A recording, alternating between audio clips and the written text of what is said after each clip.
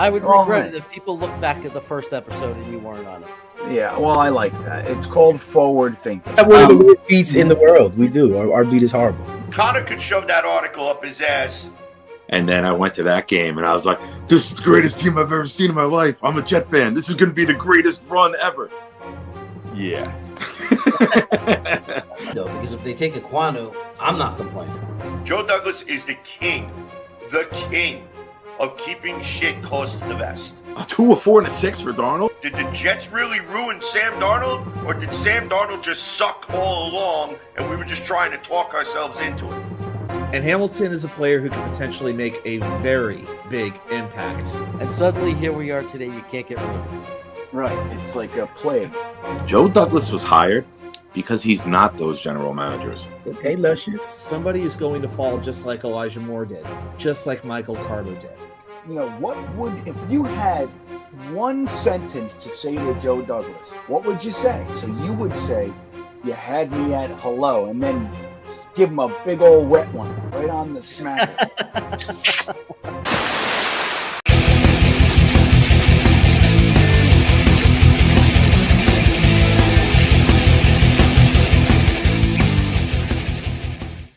What's up, everybody? It is time for the chaos. It is the Wednesday Night Chaos Show, and we are here ready to go. Look, everyone's been talking about the same thing all week. Well, for the last few weeks, for the last few couple of months. I mean, it's just constant. So obviously we have to talk about Aaron Rodgers and Derek Carr and blah, blah, blah, blah, blah, blah, blah. We need a quarterback. I know, but let me tell you something. For those of you, and we were just talking about it on Green Bean's Patreon account, and I think we all know, prepare for the worst and be happy if it's good. Even Joe Benigo, whatever his name, said that. But it's true. It's true. If you're a Jet fan, you have to know and you have to understand that. It might not be pretty. You know, I mean, if we don't get one of those two guys, I can only imagine the fallout. Like if we end up with a Jacoby Brissett or even Jimmy G, I can't imagine what the fallout's going to be from that. You know, I had a dream that we got Matt, what's his face? I'm drawing a blank. What the hell am I doing? Matt Ryan. Can you imagine if Matt Ryan is the guy?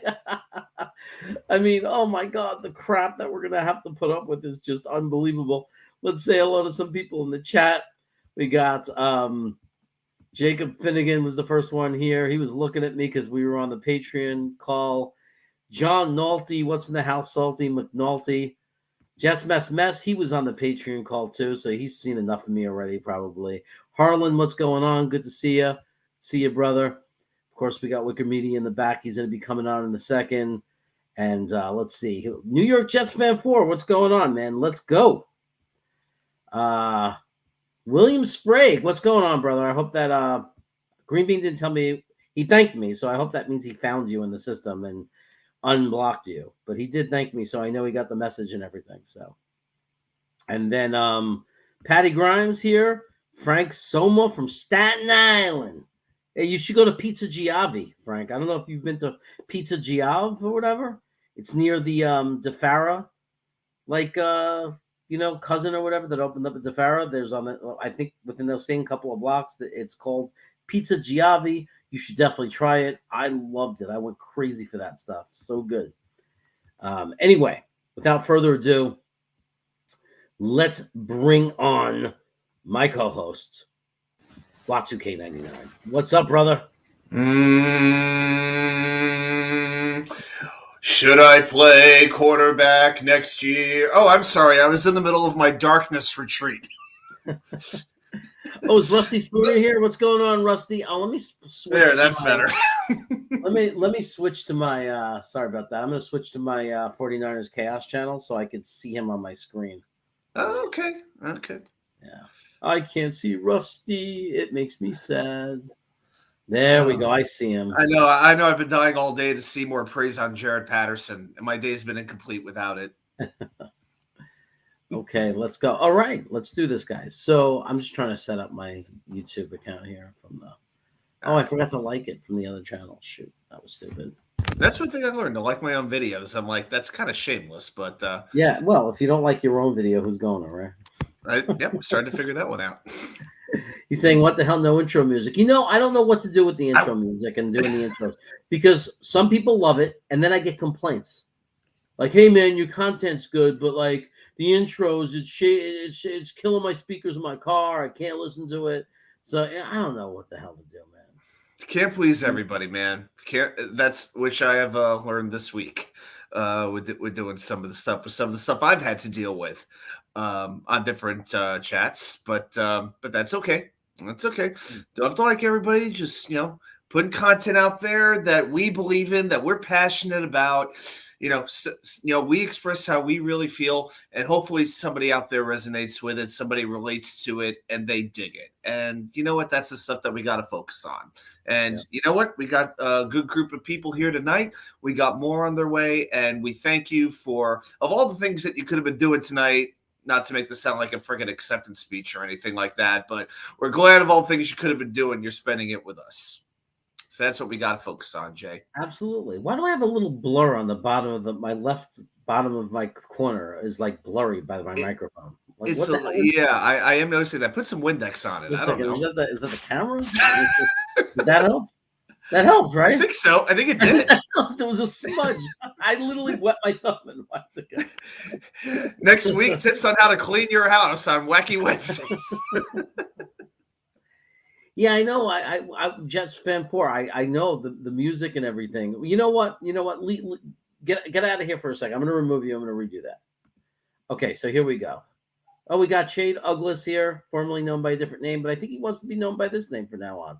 And Jason Zayas is here. People are just chiming right in. Let me bring my co-host back, but let's do it the right way. Screw the person who complains. Well, don't screw him. I feel bad. I want to please everybody. What can I tell you? But you know what? Someone just said you can't please everyone. They said that on Green Beans Patreon. This guy Matthew from New Jersey said that. He goes, you can't please everyone. It's true. You can't please everyone. So if you can't please everyone, I may as well do what I like, right? And this is what I like. I like introducing people. And I like giving them the introduction that I would want. People like to be introduced this way. Ladies and gentlemen, he is the hot dog eating, pizza eating, Ranger watching, Nick rooting, New York Mets suffering, New York Jets hoping, the greatest co-host in the world.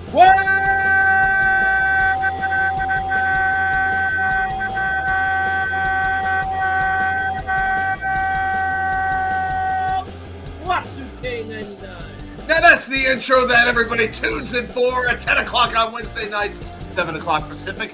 Jets chaos, 49ers chaos, chaos from all over the NFL. Oh, my goodness. From New York down here to Newport News, down in Naples, Florida, out to Idaho, down to Arkansas. You never know where somebody might be tuning in from. But, hey, we are all here together. We are here to talk Jets football and whatever ridiculousness is on our mind tonight. Jeremy, how you doing tonight? Boy, I'm in it now. I feel it. I know. I love how it pumps you up, man. I remember one time you came in as Hogan afterwards. You were like, well, you know what, Chaos? I want to take these 24-inch pythons and I want to wrap them around the microphone. we have done a couple of wrestling intros before. It actually was pretty good. I steal my intro from like everyone. It's a combination of like everyone I grew up with, like the boxing obviously. announcers, the UFC, even the Nathans guy. Like when I say the hot dog eating, oh my God, that's from the Nathans. Dude, I don't know if I told you this story. I actually got to witness one of those live. Like in Norfolk, Virginia, they actually had one of the preliminaries, and like the top finishers went on to Coney Island to compete in the actual big Nathan's hot dog eating contest. So I went with a couple of my friends, and there were about 20 contestants. Okay, 19 men, 1 woman. And the rules were you had to send through 1 man, 1 woman. The woman could not have had an easier time because she literally had no competition. It was unbelievable. I think she ate 6 hot dogs in like 12 minutes and she qualified for the finals. It was so ridiculous. I got to say, but George, who's the announcer who wears, the hat, with the stripe around it, his name is George. He was actually there doing all the announcing. So he really brought the atmosphere. I mean, he brought it. It was really fantastic. What's going on, Chiefs Live? You know why I want the Chiefs to win? Because there's nothing to dislike about the Chiefs. Like, I like Andy Reid is a great coach. Patrick Mahomes, how do you not like him? He's a great kid. You listen to him talk, he's great. There's nothing about that team. As a matter of fact, the only player I didn't like on that team is gone, and that was Tyreek Hill. And it's not that I appreciate Hill as a player. I just hate people like that. I hate divas. I hate selfish players. I hate people who could get 110 targets and then complain that they didn't throw them the ball enough. Like, I hate those kind of players. It really bugs me. I like team guys. You know, to me, like, the greatest player to ever play in the NFL at wide receiver, he was the best in two different categories. And his name was Jerry Rice. He was the best player, but he was also the best human being. And that's, you know what I mean? And that's why I love Jerry Rice, because he not only was an amazing player, but he never complained. He didn't whine. You know what I mean? He was just a perfect human being. He was like, he just worked hard. You know, nothing was handed to him. He wasn't, you know, like, he may have been like blessed with the talent to be a great receiver, but he made himself the best through work ethic, you know. He really did. And you know what's so fascinating about that whole San Francisco 49ers run? Bill Walsh said the best team that he ever coached was the 84 team, the one that beat Miami and Dan Marino in the Super Bowl. The funny thing is, though, Jerry Rice was not even on that team, which just goes to show you how great that coaching staff was, how great that front office was, that they put together an absolute machine that season. And then a year or two later, they bring in the greatest wide receiver of all time. My gosh, we talk about a pipeline and whatnot. San Francisco had it in spades, in absolute spades. Tony, you're welcome. Do you really think Tony is in his 60s? He said in the chat the other night he was in his 60s. I find this hard to believe. I got to tell you. I can wear my hearing aids. That's why you sound like a hungry gorilla in heat. Play a green bean there. How do you know what a hungry gorilla in heat sounds like, Tony? It's very, very hard to understand. Like, for me to gauge Tony's age or anything like that. But I'll tell you what about Tony. Tony is awesome. He shows up. He's an amazing supporter of my channel, my stream, and it's all in good fun. Everything he says is in fun. He doesn't have a mean bone in his body. And I appreciate the super chat, and I appreciate your support, Tony. You're important. You've really grown on this channel and become an important supporter. So I appreciate you. I got to tell you, a year from now, I wonder when the Streveler era has passed us by, what random jet will he attach his wagon to? You know, this is going to be a habit. It's going to go from Streveler to another jet. I can't wait to figure out who that's going to be. So it's Daniel here. Now, Daniel is one of my two, at least I have two, supporters that is a Miami Dolphin fan. The other, of course, is my usual moderator, Grandizer. Right. But super cool. So everybody, you know, show him love, because Daniel is nothing but, you know, cool. Says, I still don't understand the Jimmy G negativity. All he does is win football games. You know, I kind of understand that sentiment, you know, and I know the argument of, it's kind of interesting, because you'll have the same person that says Derek Carr, 0 playoff wins, can't win a playoff game, Derek Carr, and that acts like the quarterback it's not a team game, and they act like Derek Carr is the reason only, and it has nothing to do with the team around you. And then that same person that will put down Derek Carr and say he's never won a playoff game, that'll be the person that then will put down Jimmy G and say he never, you know, that he's not good. He's not good. But it's like, but you just judged how good you are by winning playoff games. And Jimmy G has won a ton of playoff games. He went to a Super Bowl and an NFC East, you know, West championship game. So it's like, make up your mind. And then if you said that if you also say that Jimmy G is not good, and you say Derek Carr is not good because he doesn't win a playoff game, and Jimmy G is not good because he doesn't perform well enough, you know, like, it's just so hypocritical. It's such a double standard. It's like people will create their own narrative to support their own belief. Now, I'm not sitting here and saying that Jimmy G is a guy that's going to ever carry a team on his back to a Super Bowl. It's not the type of quarterback he is. He certainly was not the reason that the Niners went to a Super Bowl. He's not the guy that's going to carry a team on his back, but he is a guy that clearly, kind of like Eli Manning in my mind, right? Kind of like Joe Flacco the year he won the Super Bowl. It's kind of like he's good enough. He's clearly good enough. He's a good enough player that if you put the right team around him, he can get you really far and give you a shot at the ring. And I don't know how anybody can deny that, because people said, yeah, but he lost in the Super Bowl. Yeah, but it was what? One pass. One pass. If he hits the open guy, you can't say he's hit the guys before. You can't tell me, oh, that's who he is. He'd miss it every time. No, it was just the freakish bad luck of that was the moment he missed that pass. Otherwise, he hits that open receiver and they win the game. So he was that close to winning the Super Bowl, which means to me, he's capable of winning a Super Bowl. What do you think, Al? You know what? I think the only real negative I can really find is the injuries. But if we go into this a little bit deeper, Garoppolo played 16 games in 2019 when he really became a starter with San Francisco. 2020, he only played 6. 2021, he played 15 games out of 16. Not too bad. And this year he played 11 because he did get hurt. So it's not, so he has 2 out of 3 seasons. He basically played full years. So these aren't, if this was like a back injury, if he had spinal fusion surgery or something like that, if it was a neck problem like what ended Peyton Manning's career, I'd be a little bit more worried. But a lot of these injuries, from what I could tell, have been dumb luck. He didn't get his rotator cuff torn like Chad did.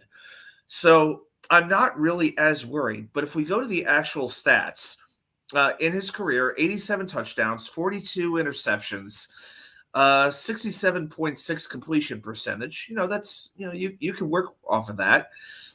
What was the other one? I mean, I know some people don't love the stat, but if you look at game-winning drives, he has 11 of those. And in 2019, he led the NFL with 4 fourth-quarter comebacks. So he can play in big spots. He can get big. He can really get the most out of what he has when it's needed. I'm not necessarily asking for Justin Herbert. I'm not asking for Patrick Mahomes. I'm not asking for the best Sunday to Sunday quarterback, but I want a reliable quarterback who can hit the open man, move the team down the field, know how to use the weapons, who isn't going to look at one read and get stuck on that one read like we've had certain quarterbacks do, especially this season. I don't need to name names. We know who they are. But knowing how to read a defense and being able to elevate your game when you need to. So has Garoppolo had injuries? Yes, he absolutely has. But this isn't a situation where it's Joe Namath at the end of his career. He has played double-digit games 3 out of the last 4 seasons. Now, the other objection that I'm hearing, I'm really only hearing 2 objections on Jimmy. Injuries is one. The other is, well, Mr. Irrelevant, Brock Purdy came in and he led San Francisco to the Super Bowl. They didn't lose a game once Brock Purdy came in. What does that say about Jimmy Garoppolo? Here's the argument I'm going to make against that. Did Jimmy Garoppolo have Christian McCaffrey for most of the time when he was starting? He didn't. McCaffrey became the engine that took that 49er offense to another level. They already had an amazing defense. They already had a really good coaching staff. But they needed something extra in that offense. Jeff Wilson is a nice running back, a useful running back, but he's not that X factor. He's not that difference maker. Christian McCaffrey was. Look how angry he ran that touchdown. That touchdown, when he broke about 4 or 5 tackles against Philadelphia, about the only good thing the Niners did all game, it was really impressive, and that's the way he plays. And that is what made it work. I don't think Brock Purdy would have been as successful as he was if, Jeff Wilson was still the running back and Elijah Mitchell. So keep that in mind, that Jimmy didn't have CMC when he was starting. I just want to say I found a way to put Rusty on the screen, and that is I just cut and paste his messages in my 49ers Chaos account. I cut and paste it. This is from Rusty Spooner. I think that he is. I think as a plan B, Brissett is okay. It's better than nothing. It's better than signing a Matt Ryan, bringing in some, guy like that and saying, well, we got a veteran, at least a Brissett. To me, if you look at his numbers and the way he played, he was in the top 20. He'd still be a big jump forward. And he also gives the opportunity of Zach's looking great in development with Nathaniel Hackett and looking much better. And then Brissett was to get hurt or he wasn't playing well. He gives that one last hope, that one last test that maybe there's something left for Zach. Maybe he's not completely done. I know people hate it when I say that, But we invested so much in him. It's hard not to have that wild fantasy that there could still be hope for Zach Wilson. But not that I think it's likely. But anyway, Brissett wouldn't be a horrible option, but it's not as exciting. He hasn't really, even though he played okay, Cleveland didn't win and they had a good roster. So you have to wonder about those things. I do think, because somebody said Minshew is as a plan, I think it was Explosive Diarrhea said Minshew is a plan C. I think if we got a guy like Minshew, I think I'd rather have him if we got Jimmy G, and Minshew was in case Jimmy G gets hurt. We have Minshew to compete with Zach Wilson. Minshew is more like my plan F at this point. Yeah. To be honest with you, to me, Gardner Minshew is an excellent backup quarterback. Nothing else. Right, but it would be a good backup. He's Mike White with better facial hair. That's what he is to me. But who do you think is better, Mike White or Minshew? It's important because, if we got a Jimmy G, we need the best backup we can find. Right. The one thing with Minshew is he's more durable. That's the one thing. But in terms of an upside, I think Mike White is still really, really. I think that one game when Minshew played, I think it was against the Saints. I think that was the game when he just did not look good. That was a major red flag for me. Before that, I would have been like, I don't want to bring. He's not going to be my first option, but I could make the argument to bring him in for like a competition or something like that. But I just don't have a very good feel about Minshew. I know the stats are good, but I think at best you're going to get league average quarterback play from Minshew, and that's with everything working right around him. We've seen Garoppolo go to the NFC Championship game. We know he can go far in the playoffs, so that means something to me. I think this is a true statement in, no matter what. I mean, I think everybody, some people like Rodgers, some people like Carr, some people like both. Very few people like neither. Like, there's not many people that like neither, except the people who just don't really want to give up capital, draft capital, or, break the piggy bank, like Rusty was saying. But most people overall would be very pleased if we landed one of these guys. And almost everyone I've seen has, Rodgers and Carr ranked 1 and 2 in a certain order, 1 or 2. Right. So everybody. Yeah. So, I mean, but the letdown is really us, right? Because people are going to act like it's JD's fault, and it's not.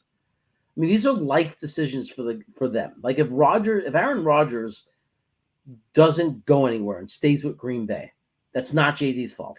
That means that's what he decided he wanted to do. Now, it's not about money with him. It's not about anything except what Rodgers decides he wants to do with his life. Like, he's going to think about it. Do I want to go to New Jersey? Do I want to start with a new team? I like what they have. He's going to look at our pieces. So he says he had a lot of fun playing with Hackett, but he's going to make a life decision that has nothing to do with Joe Douglas. And it's just, now, if he's gambling and he doesn't go for Carr and make an attempt, and because he thinks he's going to get Rodgers and he misses, people are going to be pissed.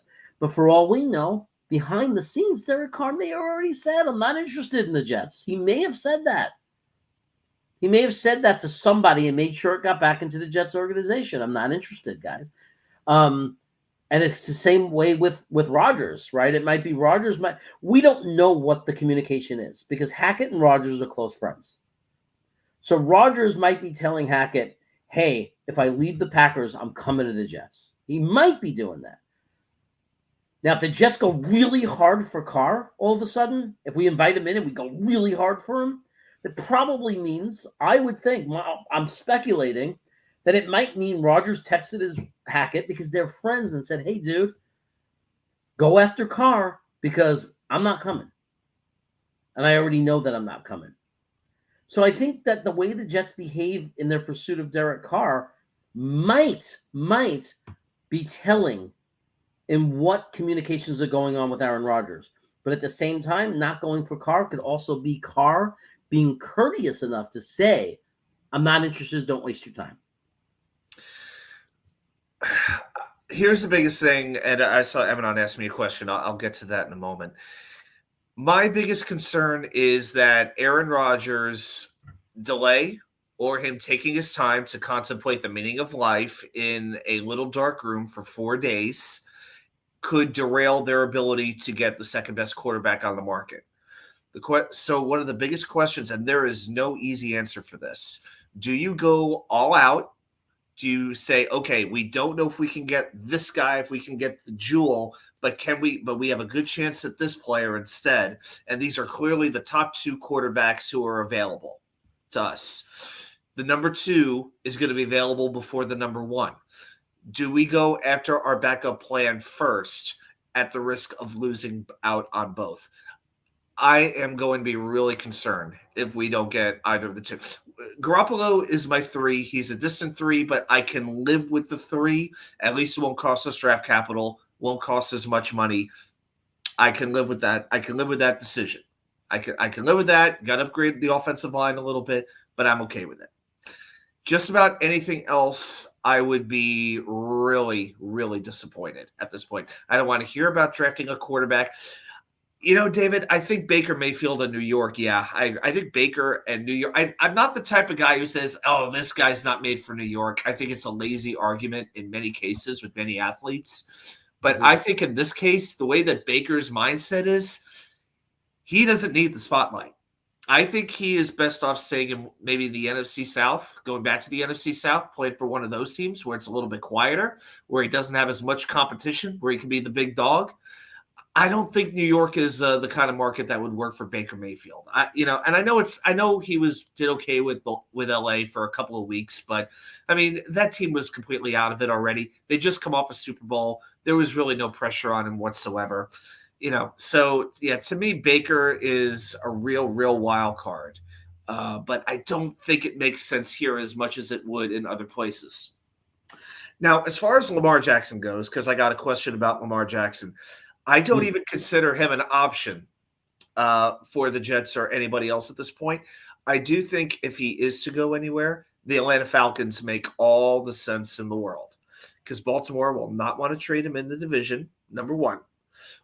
Also, let's think about this. He's going to want Deshaun Watson's contract probably like plus another couple of $1 million, because he thinks he's worthy of that. But you have to change your whole offense around if you're the Jets. Because think about what Atlanta has. They got a bunch of different running backs, but they've got a great tight end, potentially a great tight end who hasn't been utilized yet. Not too different than Baltimore, And I like Arthur Smith a lot as a head coach. I'm an Arthur Smith guy. Also, you're playing indoors. I think that could work pretty well for Lamar as well. And again, not a whole lot of competition down there in the NFC South. But when you factor in the draft capital you'd have to give up, changing the offense, the money you'd have to pay, and to me, I'm as worried about his body as I am Jimmy's. I really am. When you're a run first quarterback, when you haven't really proven that you can win games out of the pocket all that much, when your body starts to break down, when your lower half starts to break down on you, you become just another guy. You become RG3. And I really wonder if at this point, while Lamar Jackson might still be a good quarterback for a little while, I don't think we're ever going to see him win an MVP again. I am very concerned that if I'm a Baltimore fan, I'm concerned that Lamar's best days are behind him. So to me, Jackson is not an option, but even if he was, I would still take Rodgers over him, and I would still take Carr over him. Yeah, for me, the money that Lamar would demand, the trade capital that would be demanded, it's not worth it because as good as he is, if you just handed him to us, of course, yeah, hooray. But if you look at what it would leave us decimated. It would leave us decimated. Our salary cap would be through the roof. We'd have to cut tons of players. We'd lose tons of draft capital, so we wouldn't be able to replace those players with young players. We'd have holes. And the reality is Baltimore has not been able to win a Super Bowl with him. And after paying the price for him, I think our roster would be left with enough holes that I can honestly say we wouldn't be any better of a roster to help him win a Super Bowl than Baltimore provided them. I don't see what the difference would be. And I'm not putting him down. I think he'd be obviously the best quarterback to put the uniform on in 30 years, but maybe ever. But the reality is I just don't see it mattering. Now I'm going to give a take that I have. This is, of course, everybody knows I'm super honest. I don't pretend to have any inside information or anything like that. I don't play that game ever. I'm always to admit I'm just like everybody else. I just happen to be sitting in front of a camera getting to say my opinion, and that's all it is. So I don't want anybody to read in that I'm spreading information that I know anything. But here is my opinion and what I really truly believe. I believe this to be true. I honestly believe that there's 3 places or 3 directions Aaron Rodgers is going to go. Okay. I honestly believe he's either going to stay with the Packers, he's going to retire, or he's going to be a New York Jet.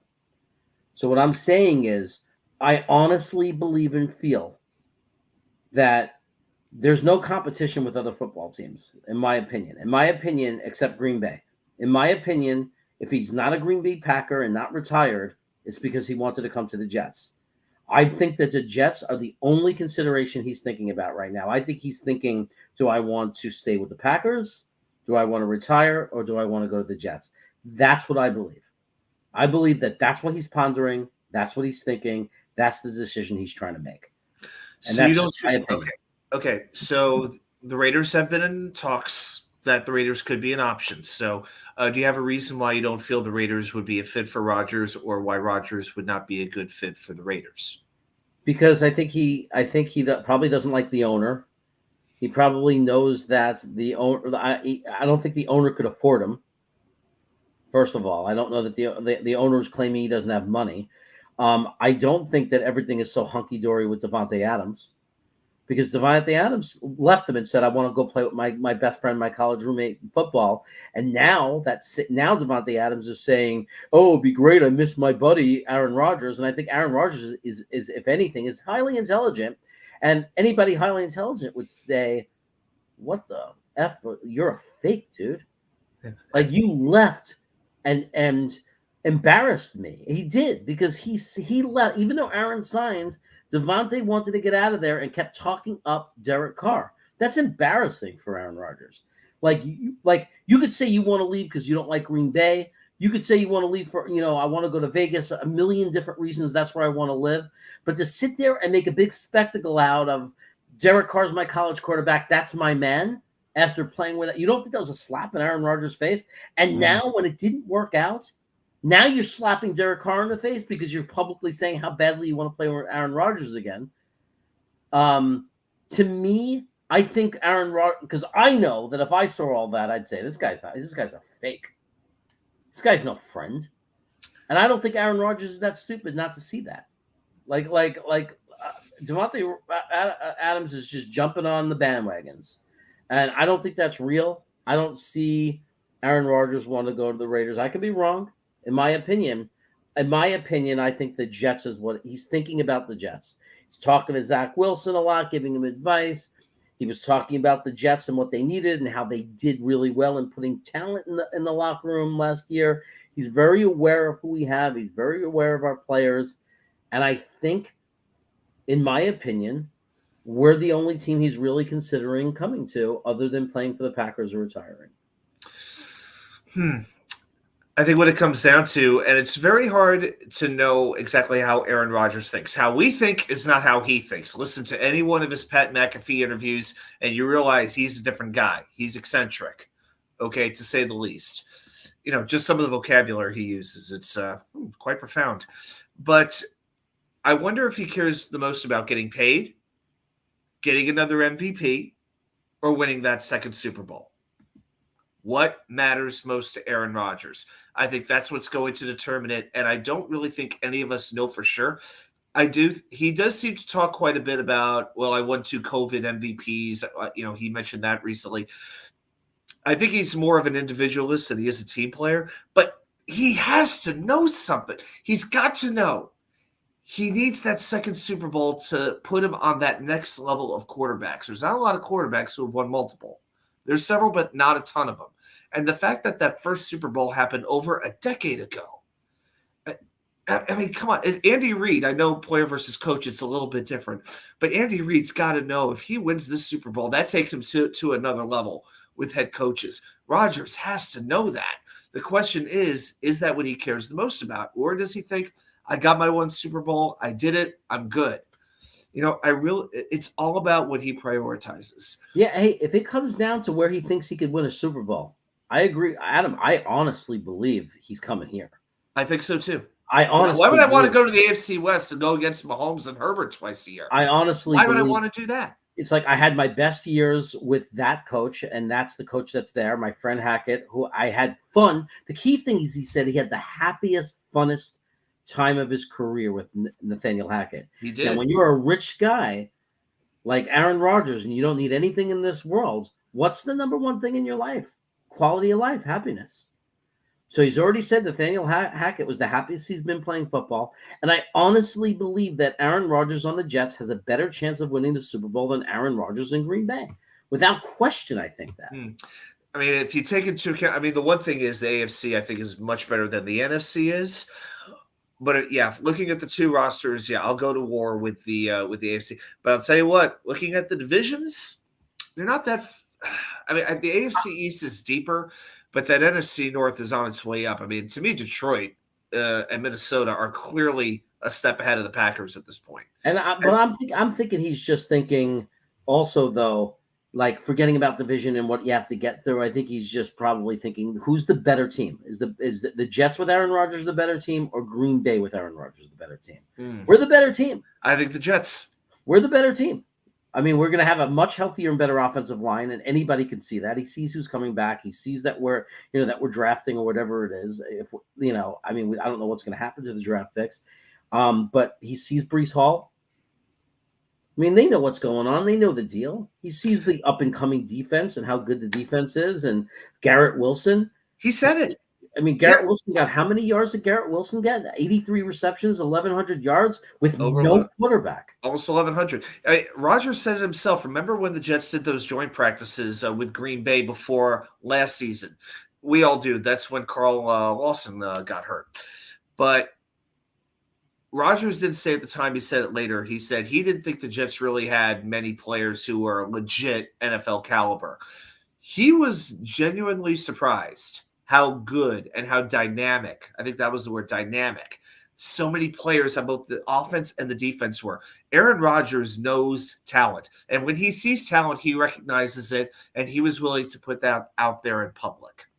That gives me some excitement that he recognizes it, and why wouldn't he want to be a part of it? Because he's got to know. He went to New York. Oh, my God, they're going to rename MetLife Stadium Aaron Rodgers Stadium. Yeah, and William, that's a good point, because we didn't even talk about that. It's also about, if you're going to win another Super Bowl, where would be the best place to win a Super Bowl? If you win a Super Bowl with Green Bay, they already have tons of history. His name is already in their history. Like, all that is done. But you win a Super Bowl with the Jets. If he comes to the Jets and we win the Super Bowl, look at Joe Namath. I mean, you know what happens to you when you win in New York. Oh, when you win in New York, you are, you're like immortalized. I don't like it is something very special to win in New York. Household name. Household name. Yeah. Huh? Yeah, on Broadway. I mean, the whole thing. I'm genuinely thinking of, is there another fan base where a Super Bowl would mean more than it would to Jets fans? Now, would it create as big of an impact? Now, you could say the Cleveland Browns, because they haven't won a championship. It's out of the freaking Eisenhower administration. Who knows? But you can never have the same impact winning in Cleveland as you would in New York. So Detroit, same thing. Rabid fan base, but not the biggest fan base. So, yeah, man, it doesn't even seem like this could happen. Jets fans don't get stuff like this unless we're playing Madden. This isn't real life. I mean, look, Game over, Rangers. I just had to say that. Oh, they good. I saw that they were up by only a goal because I thought they were going to blow it again. But I know you did, because I know you're always worried about those third period collapses. Oh my God, they had so many in the beginning of the year. So M. Morris, here's how I think about Zach. Okay, I think there's two components to a quarterback. Now I know it's more complicated, but I'm trying to simplify it in my mind. A quarterback has to hit in two different areas. One area I think is much easier to scout and read, and that's just basic talent, like arm talent, presence, just, the sparkling ability. You could watch BYU and see this kid has talent. You could watch him in his warm-up day and see he has talent. The guy could run in one direction and throw the ball 50 yards across his body in another direction. There's no question there's not insane talent. But I think with quarterback in the NFL, there's a whole nother category. And that I like to call it instinct. Like the ability, does your instinct, does your quarterback intelligence, does your instinct, is it able to rise to the level of the NFL, the speed of the NFL? And there's other components too, but that's my main one. Can it slow down the game? Can like Aaron Rodgers, the game is slow. He can see everything. He can look at he could see the game. He's not in panic. Now, I'm not saying that Zach Wilson could never get that. Even Mike White said in an interview, one day it just clicked for me. When they said, why are you able to see progressions? He goes, well, I couldn't always. It just clicked. I am not saying I don't know if it's too late for Zach. I think what happens to a guy like Zach, though, unfortunately, and it could be like Sam Darnold and other guys and other teams too, is that sometimes maybe if it was even going to happen and going to click, trauma is a real thing. And once you've experienced that trauma on a football field, it might be hard to ever get your mental game back. So that's something to worry about. He might be ruined because of the mental part of it. Probably my biggest concern about Zach, it wasn't the lack of competition. It wasn't that he was from Utah. My biggest concern was when he played in college, he had a wall in front of him. He had the Berlin freaking Wall. He had time to let the wide receivers get open, and he was able to get the ball down the field because we know he has an amazing arm. And my biggest concern was the Jets are not going to have that kind of an offensive line. What's going to happen when he gets hit, because he's going to. And I think that's been one of the issues. I mean, the footwork, it can be very good one play, and it can be like he's stepping on a field of banana peels on the next play. It's just unbelievable how inconsistent he can be from one play to the next. Tony Alexio, if we miss on Rodgers or Carr, re-sign White and have Haggett or a therapist fit.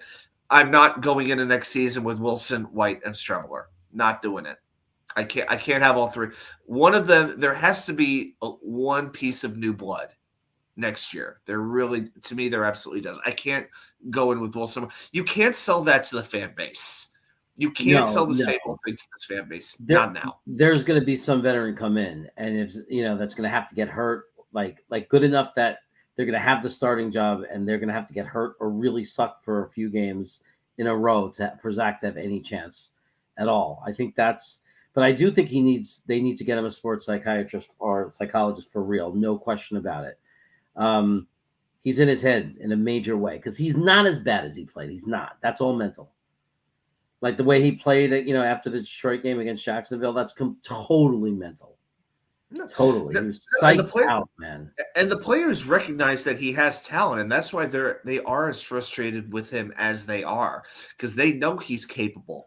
But he has let the negatives compound. That he has let them snowball. It's not like he was having good practices and then going out and stinking it up during the games. No, he had practices where he had 20 to 25 passing reps and had 3 completions. Okay, and don't tell me he was throwing against Sauce and Reed. That's just an excuse, because there are plenty of other targets that he could have thrown to. But Zach, it was a steady decline over the course of the season, and that one game against New England, that killed it. That absolutely killed it for the entire team, and unfortunately, they never truly recovered from it. They never did. Yeah, and I do want to say, Tony Alexio, thank you. I think we could officially call you the sponsor of the show for tonight. Our sponsor, Tony Alexio. Thank you for the super chat, my friend. I appreciate it again. Chode wants to fire Joe Douglas if he gets Jimmy G. The one thing that would be depressing as much as anything for me over the next couple of years, if we aren't able to get the right quarterback and it goes to crap again, my worst nightmare, really the worst scenario for me is we fire Joe Douglas. It really is. I can't remember a better GM that we've ever had. I don't want to deal with it. Yeah, it's one of those things that's change for change's sake. And when I see posts like that, it genuinely worries me, because we know this ownership group is sensitive. They listen to the fans, which with the Jets fans is a scary proposition, because not all of us are all there mentally. Okay? We're nuts. And we acknowledge that we are nuts. So to me, here's the thing. If you want to fire somebody, you want to replace somebody, you got to have a replacement in mind. Who's the better option? Who's the hot? Are we taking Howie Roseman from Philadelphia? Is that what we're about to do? Are we going to coax Ozzie Newsome out of retirement? I don't think so. I have seen too much bad GMing for this team. I have lived through so many horrendous drafts with the Jets. I know we missed with Zach probably.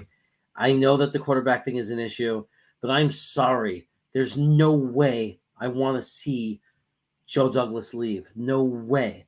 I have never seen talent like this come onto our team, young talent, in this much quantity in this short period of time. I have never seen it as a Jet fan, and there is no way at all I want to see Joe Douglas go. Just stick with him. Eventually they'll hit it with the quarterback. They'll get it. You know what I mean? It sucks if it has to take a couple of years and we have to reprocess and get some new players and kind of do a minor like restructure again. Like, I'm not talking about total rebuild because we have too much young talent to have to do a total rebuild. I'm talking about if we have to make some changes to make it happen. I can't imagine just giving up on Joe Douglas and starting over and hunting for a new GM and then having to. You have to remember the years of pain. We get these GMs and they're horrible. They're disasters. And we go drafts where we don't get, we draft first round picks. I mean, how many did we take in the teens, in the 2000 teens? How many defensive tackles did we take? Oh boy. I mean, it's like, I can't. Yeah, Harrison wasn't drafted. Yeah, Harrison, Richardson, Wilkerson, Leonard Williams. Yeah, at least I think 4. I think there were definitely 3. I mean, it depends what you call Quinn Cope. Well, Copels was earlier, but yeah, we had the Sons of Anarchy. You know, that was the whole thing. We had the Sons of Anarchy for a while, and I got to be honest, it was a cool little catchphrase for a while until it wasn't anymore. Yeah, I just can't. I mean, I can't even stomach the thought. Joe, what is your hate for Joe Douglas? God. I don't even understand it. It's like, I mean, I understand Whitehead was a little bit of a disappointment. He was a disappointment, but Reed was a freaking gold mine. What about his undrafted free agent signings? I mean, Bryce Huff. I mean, Bam Knight. I mean, the talent that this guy finds for us, even Quincy Williams. I mean, getting Michael Clemens with a 4th round pick who became a very useful player, things like that. I mean, what about the trades? Are we forgetting the trades that he made? Trading away Darnold, Adams, Herndon, and actually getting something of value in particular for Darnold and Herndon? I mean, dude, Chris Herndon turned into Michael Clemens. I mean, are we hallucinating here? Who is the GM that you want? Like, you've been a Jet fan, you know what it looks like. Who is the GM that you want? I don't understand it. We have suffered for 40 years. The GMs that have come into our building are so bad, and we got a guy who have added so much talent. 2.5 years ago, our best, most exciting prospects were Mims, Becton, and Williams and Marcus May. Marcus May is gone. He might never play in the NFL again. Getting overpaid by the Saints, right? Second conviction. So forget about Marcus May, right? Becton, we know, has missed 2 seasons with injury, right? And Mims hasn't contributed much, right? And so the only contributor out of the 4 players we had 2.5 years ago, when JD took over as the official GM, completely in charge, he only had 4 players that were the core that we were excited about. And guess what? Only one contributes now, or has contributed. And in spite of that, somehow we are looking at a roster that we're arguing Aaron Rodgers would want to go to if he had a choice, because there's so much great young talent. Joe Douglas did that. He did it with the Jamal Adams trade. Brilliant. He turned Chris Herndon into Michael Clemens. He brought in Bryce Huff. He brought in Bam Knight through undrafted free agency. He brought in Quincy Williams off the garbage heap. I'm not saying he's a star, but off the garbage heap. He's a capable player. To pick him up on waivers, and I will say his missed tackles, he still misses a few too many tackles, but he did get better this offseason. And I'll tell you what, he's going to be sought after by a lot of teams because and there are some good linebackers hitting free agency. Quincy Williams won't be the main free agent linebacker. I think he's going to be one of those players where if the Jets miss out on getting a free agent linebacker, if that's something that they wish to do, then you can go back to Quincy Williams. But I would not make him a priority free agent because I think there's other guys out there I might want over him. I mean, look, even with the miss at quarterback and as disappointing as it is, everyone's forgetting something. We are projecting up. Well up. We well were up. I mean, I 2-14. can't think about if we don't lose all in AB. I'm sorry. No, go ahead. I was going to just say we were 2-14. We stripped the roster and went 4-13. And then the next year went 7-10. And without the injuries and the disaster that happened in the middle of the season and any kind of competent quarterback play, there's a good chance we make the playoffs. How are we firing the GM? How are we looking at this like as a bad thing? We're projecting up for the first time since 2016, 2015. What the hell is wrong with everybody? Again, losing Hall and AVT, that offense was never the same. Guys, we can rip on LaFleur all we want. At the end of the day, looking back in retrospect, I'm now more content with him being fired, especially when I found out today, reading Rich Cimini's article, that he was one of the people in the building saying Zach Wilson could be better than Trevor Lawrence. He was more confident in Zach than Trevor. Scary, scary stuff. But when they went down, those two players went down, the Jets had the 9th ranked red zone offense in football. Nobody talked about the red zone issues until the Minnesota game. The offense was working, even with the quarterback play not exactly being great. It's like, okay, Zach, okay, he's completing half his passes. He wasn't giving games away. He was making some plays, and it was like there was no reason to think it wouldn't get better. The offense never found its identity again when Hall and AVT went down. And then the quarterback play went to absolute crap from there. The defense, the only thing I could really knock the defense on, really not. They did let up a few too many long drives that seemed to take up 7 to 8 minutes at a time, but 16 turnovers in 17 games was just not enough. The defense has another step up that they can take, with coverage and things like that. But they did their job. They were dealing with terrible field position. How many times did the opponent start their drive on their own 40-yard line, midfield, and the Jets would either force a punt or force a long field goal attempt? Many times that happened. So I'm good with where the defense nobody's talking about firing Jeff Ulbrich anymore. Have you noticed this? Through the first month, through September, people wanted Jeff Ulbrich's head on a stake. It's true. It's so true. I could run down the names of the content creators who were screaming for this. God bless them, and I understood it. You get good players who start to figure it out. All of a sudden, the coordinator looks smart. That's all this really is. And as far as the free agency goes, DJ Reed, absolute home run. A lot of them, to me, I still think Carl Lawson was a very good signing. It was his pass rush. He seemed to step up when he needed to. I mean, he still had the second most sacks on the team. He was very good at generating pressures, not very good against the run. It was a signing worth having, and if he didn't get hurt, God only knows what that would have worked out. Corey Davis, I still think was worth the signing. Inconsistent, okay? Gets hurt, dropped a lot less passes this year, is capable of making big plays. The injuries are my biggest concern, but at the same time, we got to remember, the free agency wide receiver class stinks this offseason. Jacoby Myers, Juju Smith-Schuster, are these guys really getting you hot? Not me. Not me. And the way that the price for wide receivers is going up, guys, the way it's going up, I am not willing to pay Jacoby Myers $15 million and cut Corey Davis to save 10. It doesn't make sense to me to do that. If you want to draft a wide receiver, you could do that. Be my guest. But I would look to maybe restructure Davis, maybe give him another year, but reduce the annual value. It's worth a try. I'd be open to doing it. I'm open to it. And you know what? If Denzel Mims can outplay him, great. Elevate Denzel Mims. Let him become the wide receiver we all want him to become, especially if we bring a top-level quarterback into the fold. Now, the tight ends, I think the tight ends were very much misused by Mike LaFleur. I will agree with that. Definitely. Yeah. CJ Uzama would get 1 to 2 targets a game until later in the season when he was making over-the-shoulder catches. They finally figured out it might make sense to throw a ball in the end zone to a tight end. And Uzama started to produce. He was blocking well.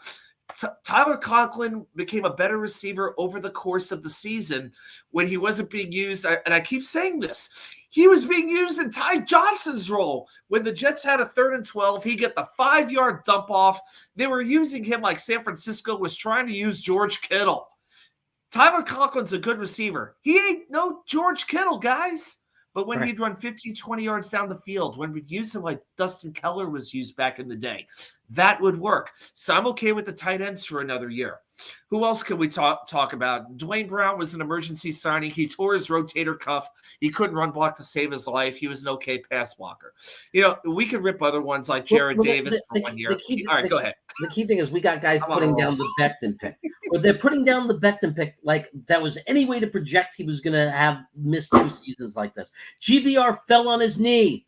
Oh. It wasn't his weight. It wasn't anything. GVR fell on his knee. And yes, you know what? We get excited about guys that are 370 pounds, 6'8", 665 pounds, whatever it is. And yeah, there's risk in that. Big guys can get hurt or heal slower. We know it. But that doesn't make it a bad pick. But here's the thing that bothers me. Everyone's saying he missed on OL. He missed on OL. Let me tell you who misses on OL. Every GM we had that didn't draft an offensive tackle in the first round of a draft or second round of a draft for 10 years and set us up to fail on the offensive line. And what about other teams like Chicago who set Justin Fields up to fail by not drafting offensive line? All right, at least Joe Douglas is trying. There's no magic ball. Nobody knows who's going to definitely be a success and who's not. Nobody knows. There was no way to know Laken Tomlinson was going to suddenly suck. Nobody knew. None of you knew. I didn't know. No GM in football knew. Nobody was sitting there saying Laken Tomlinson is going to be bad this year. Nobody knew that. So let's cut the crap. He signed the best guys he could. He's working under a salary cap. He's constantly making moves to give us an offensive line. Constantly. And guess what? It's starting to pan out. Because AVT is a freaking stud. Max Mitchell was a great pick. And we're going to draft someone right now. I guarantee it. We're going to bring someone in this draft we're going to be excited about. We might even draft a center also. We might get 2 guys we're excited about. And if Becton comes back healthy, he's going to shut everybody up. Because then we'll have AVT and Becton. It's all going to be fine. Because at least we have a GM that recognizes the importance of an offensive line. We had this team ran by GMs that didn't even understand that the offensive line was important. They didn't even try. And there are teams right now in the NFL that still don't get it. And then we have people defending it, saying, well, look at the Cincinnati Bengals. Screw that. You're going to take one outlier? You're going to take one outlier? If you know anything about football and you've watched football, you know, forget about one outlier. The offensive line is important. And I'd like to say one thing. Joe Burrow missed most of his first season because he didn't have an offensive line. And Joe Burrow hasn't won a Super Bowl yet. So let's remember that. And maybe if you're a smart football fan, your biggest fear in the world is, oh my God, can you imagine if Cincinnati gets an offensive line that can protect Joe Burrow? We're all dead. Ooh, that's scary. And a couple of other things on this offensive line that I want to mention out. I still maintain, because I watched him play live a couple of times, when the University of Charlotte came over to Virginia and played Old Dominion University and their offense killed ODU, Cameron Clark would have been a legitimate starting guard in this league. I still maintain it. He never got a chance to play. I still think that was a pick that was well worth the effort. George Fant, I think, was a good free agent signing. He was he stepped right in for Becton, left tackle, one of the best pass blocking left tackles that season. Hurt his knee. He clearly was not even close to being healthy this season. Plus, he goes back over to the right side where he's a lot less comfortable. He did what he could. We thank you for your time. There's the door, George. But again, I think for the 1 year, Fant was a signing that was worth it. Jordan Whitehead sent me. Go ahead. Yeah, go ahead. No, I just think it's outrageous that people would have anything against Joe Douglas. We're here talking with it like as a chance to believe we can make the playoffs because of Joe Douglas. And then to be down on Saleh came in as a defensive-minded head coach, and he turned us around. We're a top 5 defense this year. He's proven that as long as he's our head coach, you could pretty much expect year to year we're going to have a top-notch defense. And guess what? We were going to make the playoffs without the injuries. You can't blame Joe Douglas. You can't blame Saleh. You're saying, oh, excuses. It's not excuses. It's the reality. Look at every team in the NFL. When you lose 5 offensive linemen, when you're 6 tackles deep, who does well? Like, it affects every team. How many teams have we seen fall on their face because of injuries? It happens every year. It's part of the game. When you all of your offensive line is getting hurt, when you're 5 tackles deep, when you've been through 5 different offensive tackles, you expect to be successful? I mean, last year we went through 9 safeties. We thought it was bad going through 9 safeties 2 years ago. This year we went through 5 or 6 offensive tackles. Far more damaging. I see Green Beans here. Hey, how you doing, brother? And by the way, if you want to say wins, no excuses, it's just wins, fine. 7 wins. We went from 2 to 4 to 7. We are projecting. We are on schedule. Next year, this upcoming season, the expectation is 10 to 12 wins. We would have gotten there early. If Zach Wilson would have worked out, and I'm not even talking about a star. If he would have just worked out and been an NFL quarterback, a competent NFL quarterback, and you just make us an average team with injuries and not just decimated with injuries, we're winning 11, 12 games. We're contending. When we were 7-4, the way things were going, we were like, oh my God, if our quarterbacks can play a little better, we have a chance to do God knows what. AVT and Breece Hall went down, and that was it. The one thing It was too much. I got to point out, and I think we have to keep remembering this, the defense was remarkably healthy this season. What was the biggest injury this defense had? Sheldon Rankins had to miss 2 or 3 weeks at one point. Outside of that, we had very, very few injuries on that defense. You can't count on the same level of health next season. That is one thing that we do have to keep in mind going forward for them. And I'll tell you what, we're going to be facing some better offenses next year. Next year, we got to deal with the Eagles. We got to deal with the Chargers. We got to deal with the Chiefs. You know, we can't. I've seen some people say our first 4 picks, they all have to be offense. We got to go offense. Don't neglect the defense. There is room for this defense to get better. And they're going to have to, because they're going to have to take another step up, because the competition is going to be taking a step up as well. I don't see how you could say missing on Zach because football is not about one player. Can I give a math lesson right now? Go ahead, Professor. I'm here. We're all here. Okay, Raw Power. I want you to buy a piece of graph paper, and I want you to draw a graph, 2 lines, right, like perpendicular, right? You know how to do a graph. Number the x-axis of the graph. That's the one that goes up and down, 1 through 17. Okay. And then I want you to, across on the bottom part, on the y-axis, write 2020, 2021, 2022, and 2023. I want you to fill out for 2020, for 2021, I think it is, 2 wins. Well, that was 20. And then for 21, I want you to fill in 4 wins. And then for 22, I want you to fill in 7 wins. And then I want you to connect the dots. What direction is that line going in? Now, if we lose this next upcoming season, if we don't win 7 games, if we win less than 7 games, you're right, we're not trending up. But until we lose less than 7 games, if we win 8 games, 9 games, anything like that, we're trending up. But right now, we don't know what's going to happen next season. So if you look at the past 3 years, we're trending up by definition. That's not an opinion. That's not debatable. That's math. That's science. That's factual. We are trending up. Get the graph paper, draw it out. You'll see it for yourself. The curve is going up. Just because you're not feeling good about quarterback and you think we might not win 7 games, that's your opinion. But the reality is the New York Jets, the past few years, we are trending up. And until we fail to win more games than the year before, Joe Douglas and Robert Saleh could take a bow, because for the past 2 to 3 years, we have trended up. And that's reality. PFF thinks they got the analysis down. They got the numbers down. Hey, you just heard a lesson right there. Put that in your pipe and smoke it, PFF. I mean, it's just like, look, I mean, I understand that we don't feel great about our quarterback situation right now. I get it. But I'm not feeling that we're not going to win 7 games. I feel we're going to win more than 7 games, and here's why. Because we won 7 games with no quarterback. We won 7 games with the worst imaginable quarterback play in the world. So, yes, if we don't get Carr or Rodgers, even if we got Jacoby Brissett, I'm not saying I want that, but I'm saying even if we did that, it's still better. It's still significantly better. I will say that because Jacoby Brissett was a top 20 quarterback in the NFL.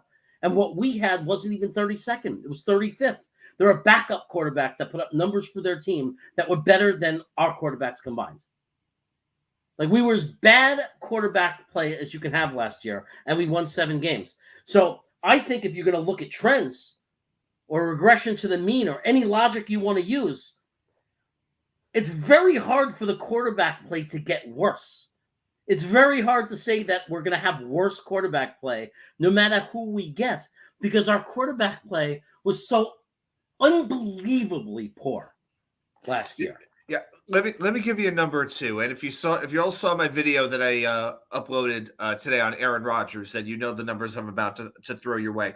If you look just at turnover worthy plays this past year, Aaron Rodgers had 18 turnover worthy plays. It was graded out. You know how many the Jets quarterbacks had combined in 2022?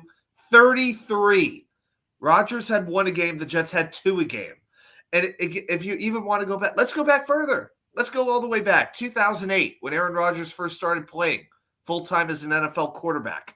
And the Jets had a few good years. They had some offense during those years at some point.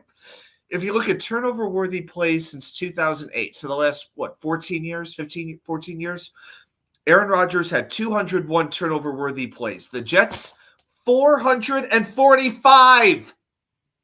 If you know how to protect the football, you have a chance to keep driving down the field, and you're making it a lot harder on the other team. Sometimes smart football is the best football. Just that upgrade alone takes this team to another level. Now, the one thing that really sucks about this with Zach Wilson failing is that we got to use some of the money that we wanted to use to keep our players, and we got to use that towards the quarterback. We might have to let go of some talent we might not otherwise would have had to let go of. And that sucks. That could hurt the depth. That is something we have to take into account. But if you can get a quarterback on that level who can make everybody around him better, you could deal with a little less talent in certain spots, and your offense could be way better than it was before. Right. And it's like, that's not what you said, though, Raw. You didn't say that. You didn't say that. Okay, Raw, we won't talk to you until at least September then. Well, no, but he didn't come out and say that. That wasn't his comment before. His comment was that how could you say we're trending up?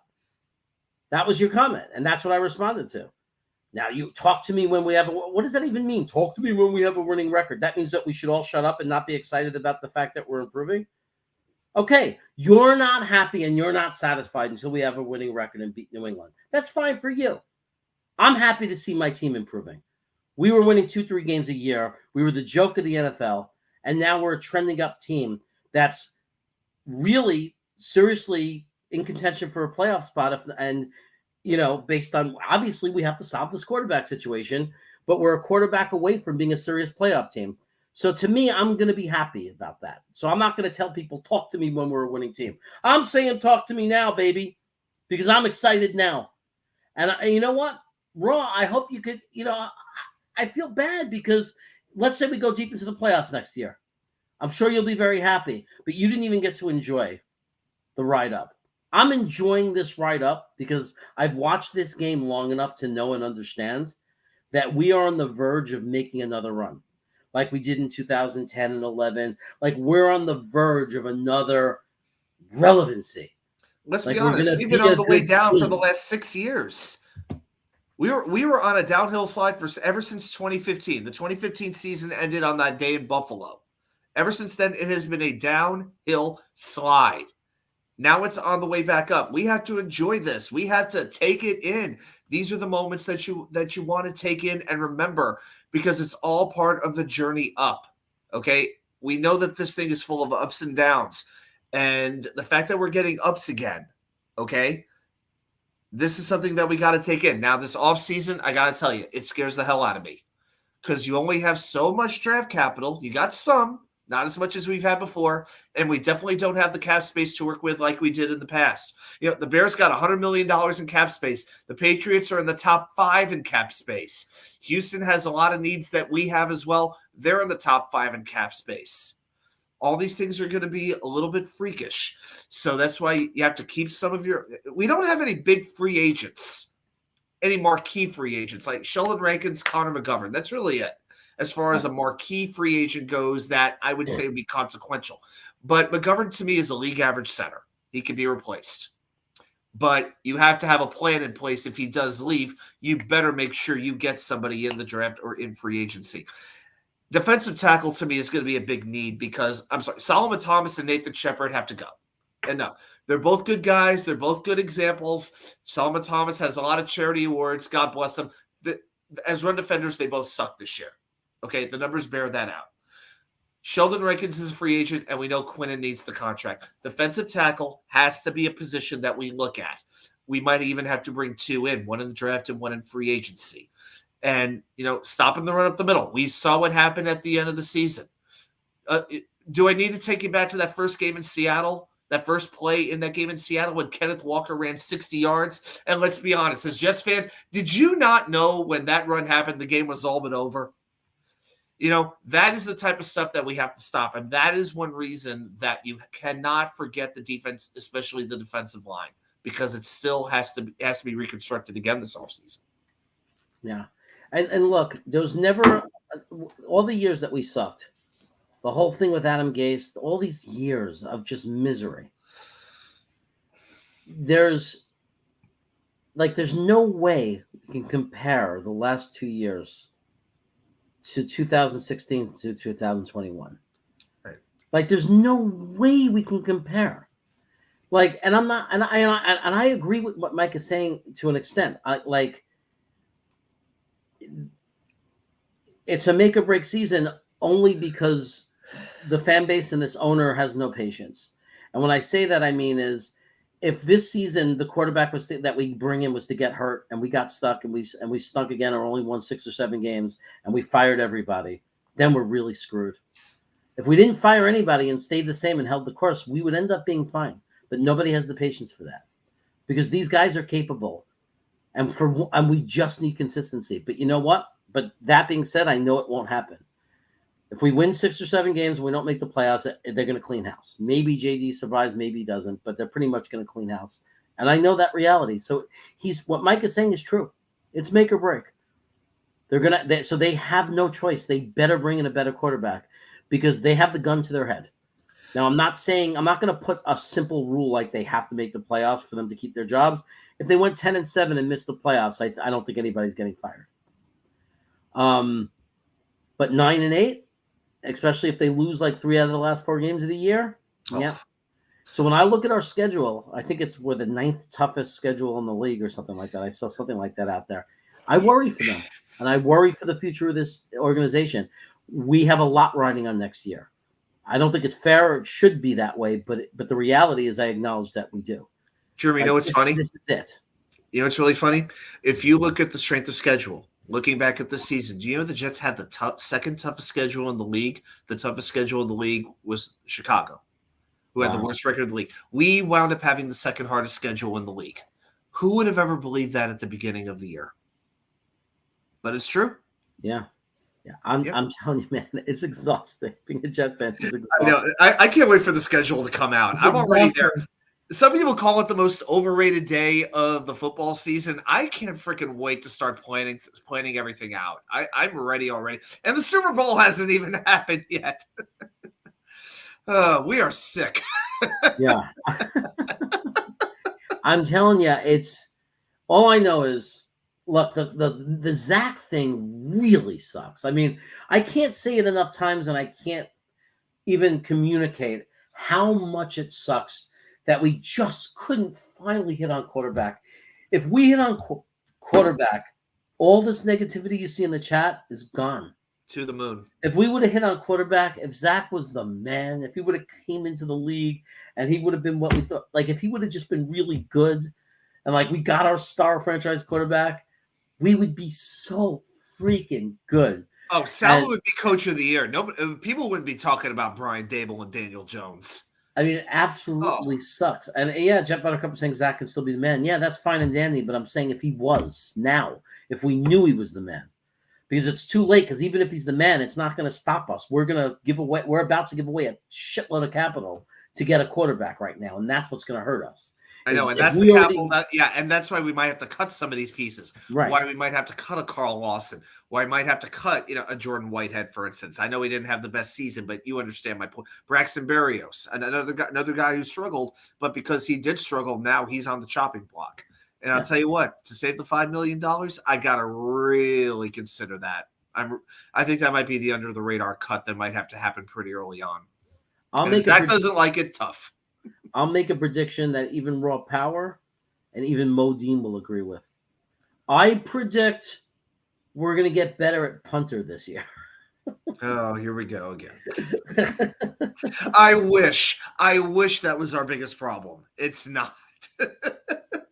I know it's not our biggest problem. Stop with the man costing us Trevor Lawrence. There's a million things that go into that. I know, forget about that, but I'm telling you, honestly, it is an area we're going to get better because I'm not saying, man, if you look at the stats, man is top 10, like in average and stuff. He's got a big leg, all that stuff. But here's the thing. And some people say it and have caught on to it. And I'm fine. I noticed it and I've been screaming it all year during the watch parties. Greemy gets pissed at me because he loves Braden Mann. But I noticed it and I've been saying it forever. He's a fine punter, except for 1 out of 5 punts. 1 out of 5 punts, he shanks.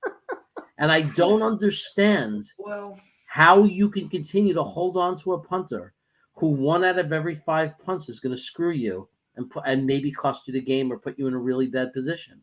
And like when there's 50 to 100 punters in this country out of college every year, they're all over the place, where you could find one that just doesn't do that. And here's the other thing. It's not so much the ones that he shanks, but to me, it's more about even the ones he gets down the field, they tend to not have as much hang time as we would want. And that's one reason why Jones was able to return that punt at the end of the New England game at Foxborough this offseason, or this past season. So, yeah, put it to me, it's like, okay, fine. It's like, if you want to hang a new chandelier in the house, yes, but let's make sure we got the foundation in place first. In other words, let's make sure we got the quarterback right. Oh, another thing with Greg Zuerlein, a lot of people are very quick to keep Greg Zuerlein. Look, he's got a great leg. He can kick it far, but he still only made, I think, 81% of it, a little over 80% of his kicks. Yeah, but we're used to we're so used to so bad. We're settling for mediocrity. And again, I like him, but it's not like it's Zuerlein or bust. There's going to be a number of other kickers out there, and we could talk about special teams, but it's not a must to me that we re-sign Zuerlein because he is prone to a few misses. I think what we liked about Zuerlein is that although he's not the most accurate and he has the misses, he's a guy that is not horrible, but he gives you that chance near the end of the game where if you need to kick a 55-yarder to win it, you have the chance because he has the leg to do it. Yes. And I think that if you want to win the job over him, you have to be incredibly accurate and pretty good, like all the way up to 50 yards to make the Jets value that and say, well, you know what I mean? Like you'd have to be so awesome and so excellent because Zuerlein is good enough because he gives you that chance. It's like that balance because he can do that. He can get that big kick for you when you really need it. And Buttercup give me a hard time saying, stop it. Who are you replacing him with? Look, you can always find a new one, but some of the free agent kickers, Robbie Gould is out there, Matt Prater, Matt Gay, Greg Joseph, Mason Crosby, Brett Maher. Never mind, forget Brett Maher. But you get my point. Yeah, I don't think we'll bring in Brett Maher. But I'm just saying, if you want to bring Zuerlein back, great. I'm just saying, I don't think he did as well as we perceive that he did. Right, he's not a superstar. but No. he's been the best kicker we've had in a while. Best since Jason Myers, unquestionably the best since Jason the Myers. best since Jason Myers. So it's nice to have somebody that we at least don't have to feel crappy about. I think he's good for another year. I think he'll make the team another year. And I think after that, it's going to be a dogfight because he's getting much older. And obviously with kickers, it's each year. Like if he has a great year, then he secures his next kickers. Year, Yeah, you can't predict kickers. And yeah, with Berrios, you know what? You could have Bam do the returning. He did that at NC State. Or you could get a guy towards the back end of the draft who's well suited to play that like fifth wide receiver to do the gadget plays and do the returning. And could do it for a whole lot less money than. Does anybody in the chat? Serious question: is there anybody in the chat who wants to pay Braxton Berrios $8 million this upcoming season? Because that's his cap hit. I don't. Berrios is $8 million this year. Did it was $8 million. Eight, yeah, wow. I believe, yeah, it's $8 million cap hit, and we say $5 million if we let him go. And that's what I heard when I was listening. And we don't have to buy replacements. We have them. Well, we don't have the replacements on offense though at wide receiver yet. We'd have to. So how much would it cost to replace them? That's the thing. You might want to go with. That's what I'm thinking. Like I feel like that's a role that you could get with an undrafted free agent. I could see him being a surprise cut. I could see again Whitehead. I could see Whitehead being a surprise cut. Whitehead would save us. Whitehead would save us $7 million. There's some good safeties. There's some good safeties hitting the market. Safety's a good free agent. I was looking at the list of the top 100 free agents. I'm starting to put together a list of 20 free agent targets that I would go after if I was the Jets. Not that we're going to get many of them, but 20 targets. I've got 10 who I'm considering marquee and 10 who I'm considering value. All right, so the marquee, I'm thinking they cost about maybe $10 million a year or more, and the value are under the $10 million. And I'm amazed. I'm finding maybe 5 or 6 safeties that I would consider offering contracts to. So to me, yeah, I'm willing to move on from Whitehead. But you know what? Joyner more so because that is the absolute pressing need. If you want to give Whitehead one more year, I can understand it.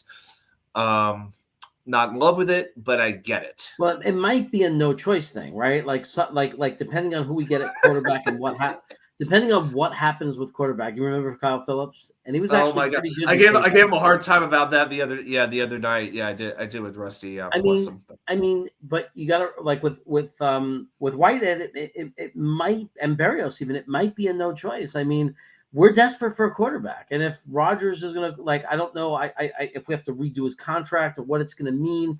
I know that Tom C was saying at the moment, if we got him the way it stands, he wouldn't even be that expensive, which is great news. But if we went out and let's say we end up with Derek Carr, but we have to we have to pay a shitload of money because it's so competitive right now, right? And all of a sudden we're paying him $35 million. If we might have to cut Berrios and Whitehead because we just need the money for the cap. Dwayne Brown, I think definitely gone. He'll be the post we first. Just need to do these he's things. Gone. Yeah, and it might be a situation. McGovern is probably the best or second best free agent center on the market. Probably him and Garrett Bradbury or Bradley Bozeman. We're simply going to have to draft a center. We're not getting. I think so. Can't afford. I think we got to go for. I think we have to get a center with probably one of the first, I'd say, 3 draft picks. The only way it could possibly happen is if Connor McGovern says, and this has happened in the NFL. I'm not saying it's common, but it's happened. If Connor McGovern said, I want to finish my career as a Jet, I love it here. I love this coaching staff. I love this team. I believe in it. I'm very happy. I don't want to jump somewhere else again. I don't want to move somewhere else again. I will sign some kind of weird contract with you that's not as rich, but assures me that I'm going to finish my career here. I'm not saying that's going to happen, guys. It's very rare, but it has happened. Players have done it. Or we could always bring back. We could always bring back Greg Van Mangold. That's always an option. Yeah. No. I mean, look. The problem is there are definitely some centers in this draft. I think the issue is there's other teams that need centers really bad, so there's no guarantee. So we're not going to reach and we're not going to be lunatics. We're not taking Schmitz with the 13th pick, right? So even in the second round, it's a gamble. Schmitz might not be there. Avila, I'm forgetting his name. Steve Avila, Luke Whippler. Yeah, they might not be there. Now, I think one of those guys are going to be there. So I think if we know Connor McGovern's not coming back, we can definitely get one of those three. One of those three will be there in the second round. I'm pretty confident about that. I agree. And I will be devastated and totally shocked and concerned if we don't sign McGovern. We go into that draft, along comes our second pick, and we don't pick a center. I'm going to be like, what the F is going on? Yeah, a center is going to be an absolute need. I don't really when you are the top free agent at your position on the market, I don't think you're giving a hometown discount. I just don't see that happening. Yeah, William, that's what we're talking about. We can cut 5 guys. Who are those 5 guys? That's Corey Davis. Lawson. That's Lawson. Whitehead. Berrios. So let me think. That's what, 12 million, 23 million. That's 38 million. Okay, then not Mosley? Is it Mosley? We can cut Justin Hardy, save $2 million that way.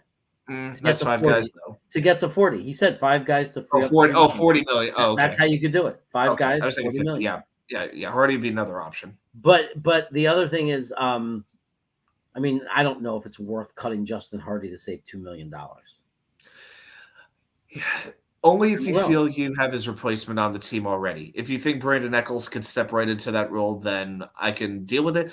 But at the end of the day, it's $2 million. I don't know how consequential $2 million is going. To me, that would be a cut you make basically right at the end. If you absolutely have to get under the cap, if it's an absolute crunch. But it's a cut you only make if you have. It's like when the Jets cut Tony Richardson way back when, but then brought him back like 2 days later. It's that under a different contract. That's the kind of deal that it is. If they don't draft a center, will you trust JD? As long as they bring in one of the better centers, either like a top 3 draft center or top 3 free agency center. It has to be top half. Don't bring somebody in. I'm not worried about it. Yeah, I mean, look, if he brought nobody in, of course I would be very concerned about JD if he didn't, because I would think that's a very concerning thing. He was an offensive lineman. I think Carl Lawson is definitely has to be restructured or he's gone. Yes. Yeah. No question. Can't have him for $15 million again. And it's not that he's such a ripoff at that price, because he had tons of pressures and he played really well. The reason we can't pay him that price, the reason we wouldn't pay him that price is because we need money, we need cap space, and also because we're so rich in the position. Yes, we have Huff and Johnson. Bryce Huff could basically do Carl Lawson's job for, I would say, maybe a third of the price. You know, if we were to sign Bryce Huff, I would think he would get. What do you think a fair contract would be for Bryce Huff? I mean, would you give him $5 million a year? Oh yeah, I'd give him 5 to 6 guaranteed for 3 5, 6 years. Okay, so a third of the price. Yeah, look, I think it's a steal. We hid that guy because we didn't give him enough snaps. We hid him. Right. Now Lawson. Right. Now, one thing they both do have in common, him and Lawson, they're not good against the run. That's where JJ comes in. So you have to play them, but they're not like, say, dual threats. But you put them in along with JFM, who I got to be honest, I feel like very few people are talking about JFM at this point. But you still have JFM who can play inside or outside, but we know he's going to play outside. So if you have that combination, that still works pretty well. You have the pipeline. Now, if Denzel Mims, on the other hand, if he had shown enough during this past season where he could be a legitimate starting receiver, I'd be a whole lot more comfortable letting Corey Davis go than I am right now. But I don't trust Denzel Mims at this stage. Now, again, if you bring in Aaron Rodgers, he's going to elevate everybody around him. I mean, how many wide receivers played in Green Bay who looked like superstars who were never the same anywhere else? It's probably in the double digits, and I don't see any reason why Denzel Mims could not be that guy as well. But if we just have even average quarterback play, I don't think it's enough. I don't think it's enough to elevate Mims. I think he needs top level quarterback play. And you know what I don't understand about this comment from Jet Buttercup is that it's so true, and it's so obvious to all of us that are watching, except for the Jets.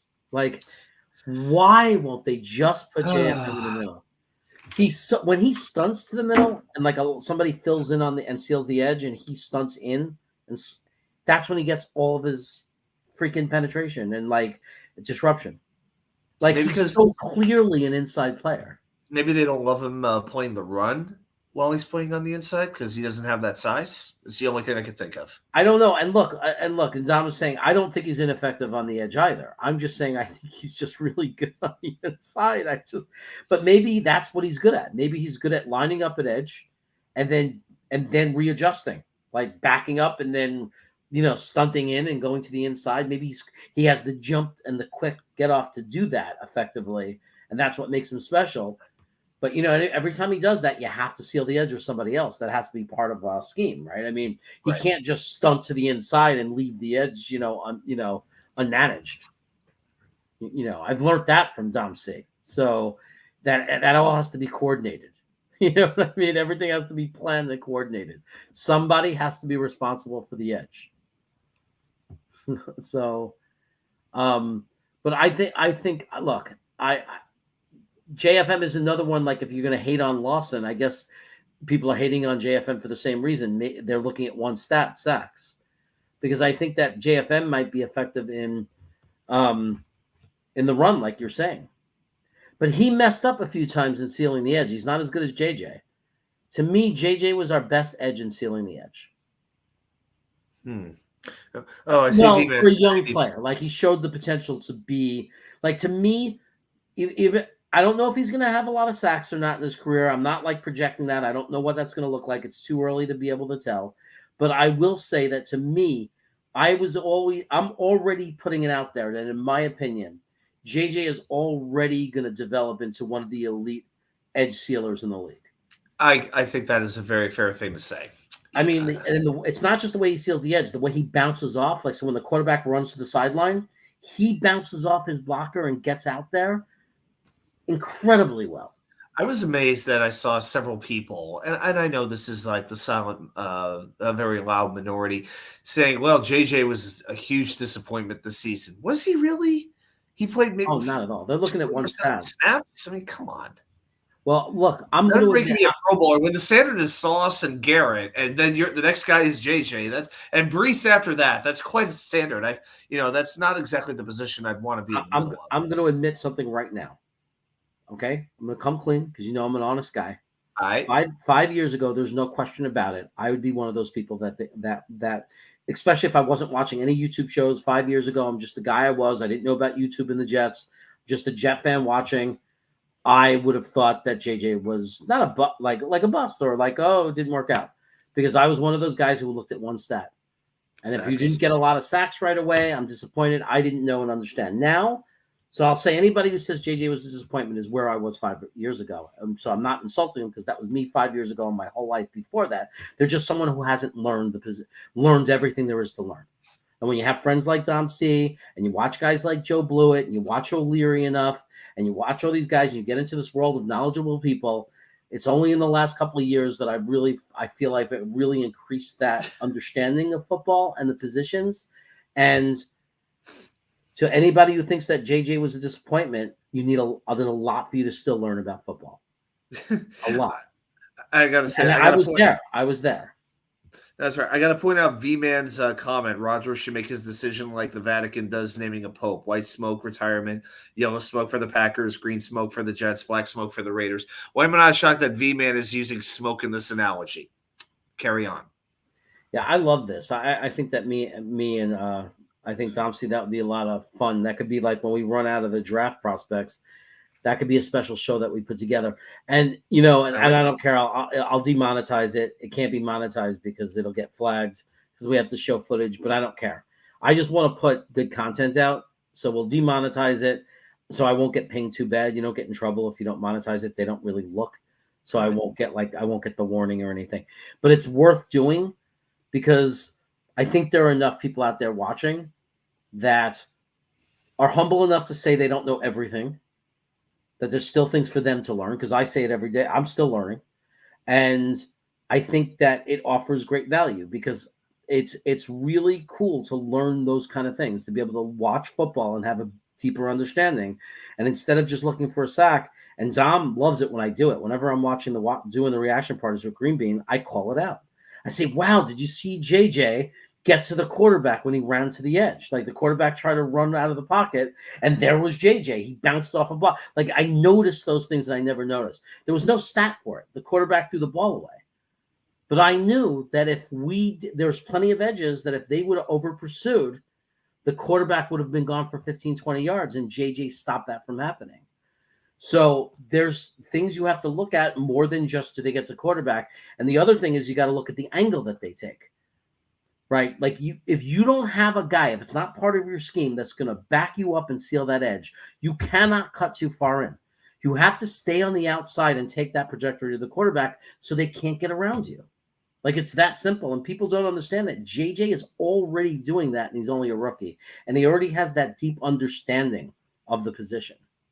His stock is going to grow next season. I've got a really good feeling that him and Huff, I think, are going to become much bigger names, especially once Carl Lawson is most likely on another team.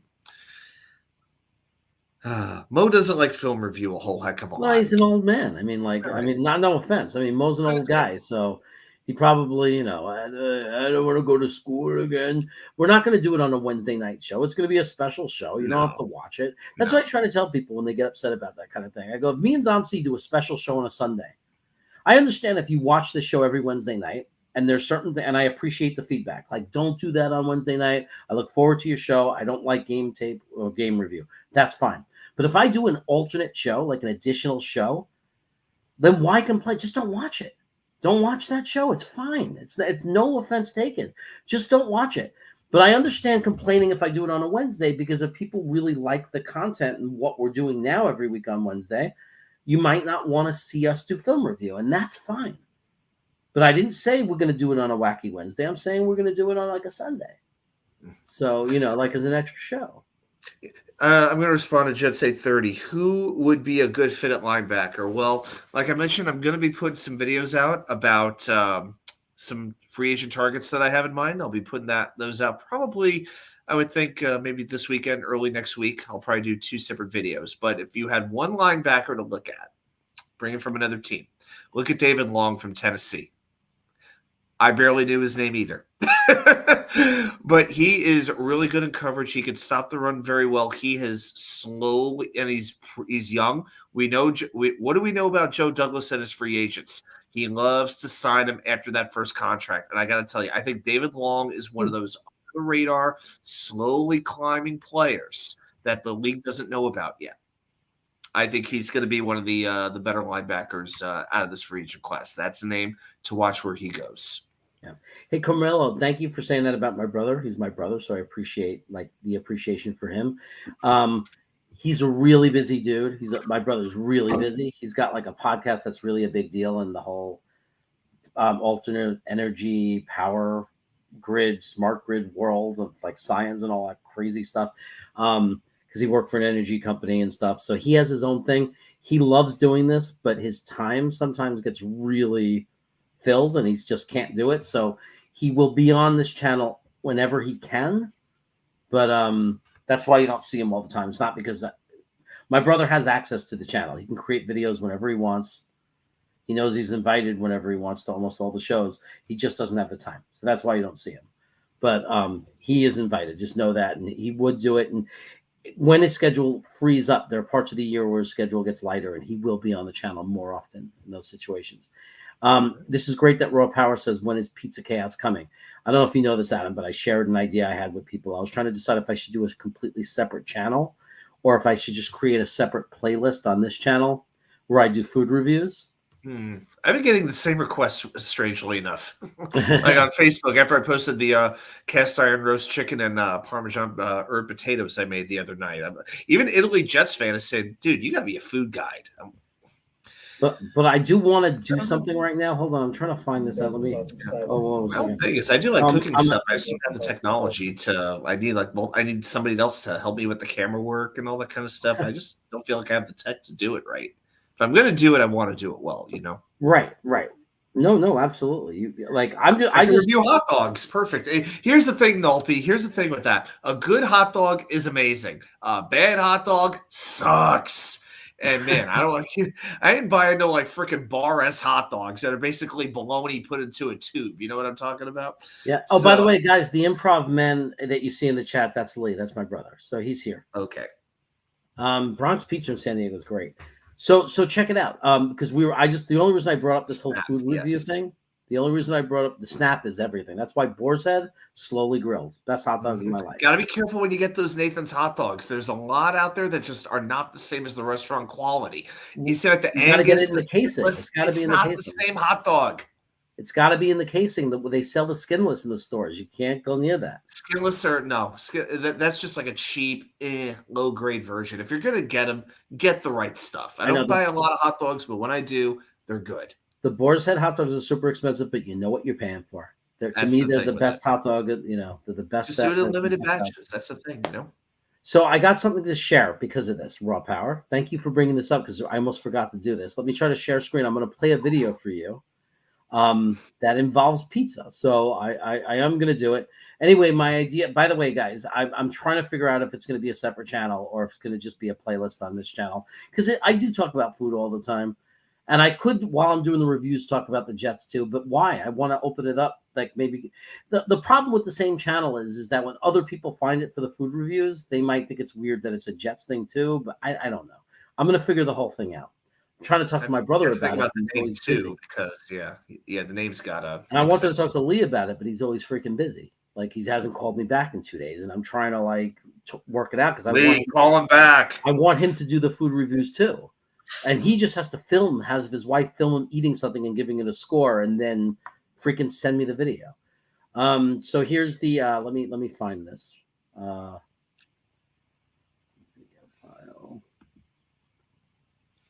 Oh, I see. I could do it like that. Okay.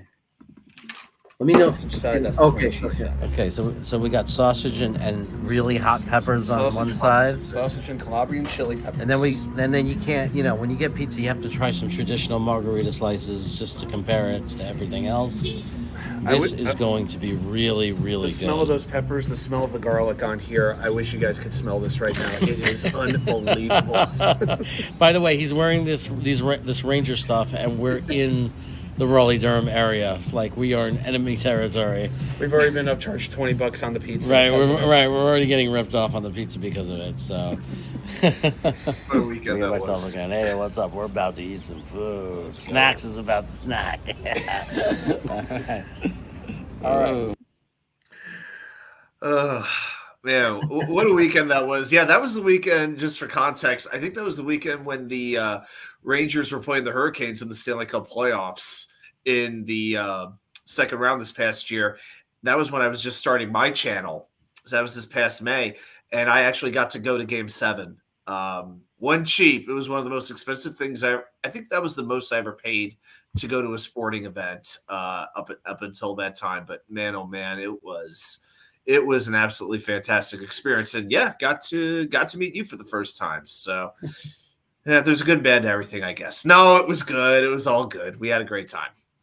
And for those of you who are wondering where we were in that video, that was in North Carolina. We were in Cary, and the name of that place was DeFaro Pizza Tavern. Is it the cousins? DeFaro Pizza Tavern, yeah. Is it the cousins of DeFaro? Their family, right? It's either the cousin or it's the nephew. I want to say it might be the nephew, but it's one of the. I think it's the nephew, to be honest with you. Right.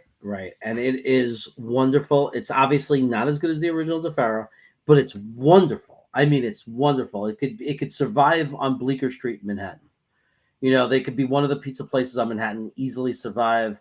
For that style of pizza, it was absolutely, don't you agree, Adam? It was just delicious, right? I mean, it was amazing. It was crazy good. It was the second, I'd actually eaten there once before. And they actually have like an actual tavern there. It's right in downtown Cary. It's actually right near an Amtrak stop, which is pretty cool.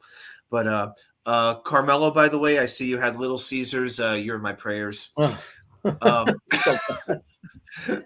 I think Mike Ilitch, who owned like the Red Wings and the Tigers in Detroit, I think he started Little Caesars. I think he figured out he could sell 2 tasteless pizzas for the price of 1 and make a lot of money. I don't know how he pulled it off. And Harlan is saying Nunzio's. I actually saw David Pagawa, whatever his name is. I saw he's the best pizza review guy in the world.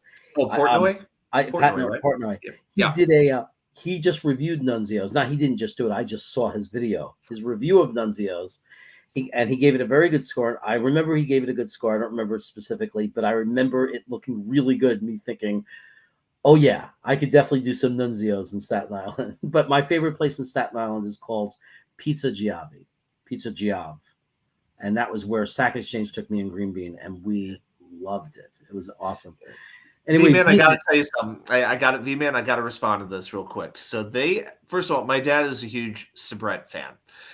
So they just opened a casino. Now, we don't have a lot of casinos down here where I am, but they opened one in Portsmouth, Virginia. Mm-hmm. And it opened 2 weeks ago. I actually watched the championship games there with some of the guys in the Virginia Jets fans group. I did not last very long because the smoking rules were they were not enforced, shall we say, and they didn't exactly have enough staffing to enforce the rules. But what was really the one thing that I thought was pretty funny about it was right next to the sports book area, they actually had a Sabret hot dog cart. Of all the things I would have expected to see, I think the last thing would have been a Sabret hot dog cart, but they had the dirty water and everything going on over there. I just thought it was a pretty cool thing to run to a Sabret hot dog cart in Portsmouth, Virginia at a casino. So pretty wild. They're asking me where it is. Pizza Giave, you just have to look up. I thought it was Richmond Ave, but it could be Harlan. I'm not sure. It was near the DeFaro pizza place that, more family. They opened up a location in Staten Island. It's very close to that. So I want to say something about Sabret hot dogs. And thank you so much for the super chat. I seriously appreciate it, man. So I grew up on Sabret hot dogs. I love them. There was a Greek family on my block, on my street in Brooklyn, and they came to the country with nothing, and they started with one hot dog stand, and they had 4. So they ended up with 4 Sabret hot dog stands. The one thing they didn't buy from Sabret, they did themselves, is the mom would cook the red onions. You'd smell them on our block, and she would cook them. So she cooked her own red onion mix, and it was to die for. Once they had one of them, Harris had his birthday. That was one of their names of the 2 boys. And we went over their house, and there was birthday party, right? And they set up the hot dog stand. They were making us hot dogs. But she also taught me something new. She made me a hamburger with the red onion mix on it, and that was so good. Anyway, I grew up on Sabret hot dogs. I love them. They're not the same. They now are made by a factory like everybody else, like the Nathan Skinless. You know what I mean? They're not. When I see them in the supermarket, I don't get excited anymore because they're simply not. They used to have this spice to them. They were the most wonderful hot dogs. They were so good, and Sabret hot dogs specifically were really good steams. That was the best way. And a hot dog with everything when I grew up was mustard, sauerkraut, and the red onions on top. That was what you got when you said a hot dog with everything. Yep. And imagine my shock when I moved to Chicago midway through high school. That is the ultimate cult, because hot dogs are a very regional food. It's like barbecue. When you grow up in a certain area, you're used to them being prepared a certain way. So the first time I hear about a hot dog being dragged through the garden, mustard, first of all, steamed poppy seed bun. You can't leave out the poppy seeds for reasons known only to maybe the people who make dental floss, because you got to floss your teeth every time you have the poppy seeds. But a steamed bun from Vienna beef, got to be Vienna beef, yellow mustard, neon green relish, chopped onion, tomato, pickle spear, celery salt, and the hot sport peppers, which are, by the way, they come from Louisiana. 90% of the sport pepper crop goes to Chicago for the hot dogs. Amazing. It's crazy. It's the first time I saw this, I'm like, what am I eating here? But somehow the combination, it works out. The one thing I can't get behind is steaming the dog. I like the char. Like, there's only a few places that do the grilled dogs. I know, but for Sabret, there was something about Sabret. Yeah, you got to steam it. There's something about the Sabret, like the way it was thin, because it was a much thinner hot dog, and the way it snapped. Like when you steamed it, it had this snap, and it had this spice. It was so good. So I think it was Utica Avenue, maybe Ralph Avenue. Like when you went far down in Brooklyn, when we used to go to my drive through Brooklyn to go to Manhattan, my dad, we would pass the Sabret outlet, like the factory or the main storefronts. Wow. And I think my family went in there a couple times and bought some hot dogs there, bought the red onions, like in the jars or whatever. But we used to pass it all the time. So, I mean, it was a big part of my life. Everybody knows I'm a foodie. Pizza was my number one, And Sabret hot dogs, with the red onion sauce, that was my number 2. That was my big thing as a kid. I used to save up my allowance because one of the ice cream trucks, he had a steamer and he would sell Sabret hot dogs with the red onions. And that was, because we didn't live in Manhattan, I couldn't get them any other way. So I got them from from the ice cream man. And it was like a big deal for me. I loved it. And then I got it from my neighbor because, but like, it was only like that birthday party because by the time they came home, the carts were cleaned and everything. Like there was no food. But I totally loved it. It was a big part of my life. It was one of my foodie things, like there was that. And then there was deli because I grew up in Brooklyn near a deli called Grabstein's Deli, which was just to die for. And then so that was a big thing. And then my dad's a musician, plays folk music and bluegrass. So we used to go to these festivals in Philadelphia. So I got very into Philly food. So whenever we'd go to the Philadelphia for the weekends, I got into cheesesteak and hoagies and stromboli. And I'm planning to go there in June, as a matter of fact, for a weekend. I'm working on the plans to put everything together, and I've already got a couple of stops planned out. Let's put that. Although I am willing to take suggestions. If anybody has any Philly food suggestions, like in the downtown area, because I think I'm going to be taking the Amtrak up to Philly. Oh, dude, I got a close friend that lives in Philly. I'll get you a list. But it'll probably only be a weekend, but yes, but I could take some. One of my favorite cheesesteaks is Tony Luke's.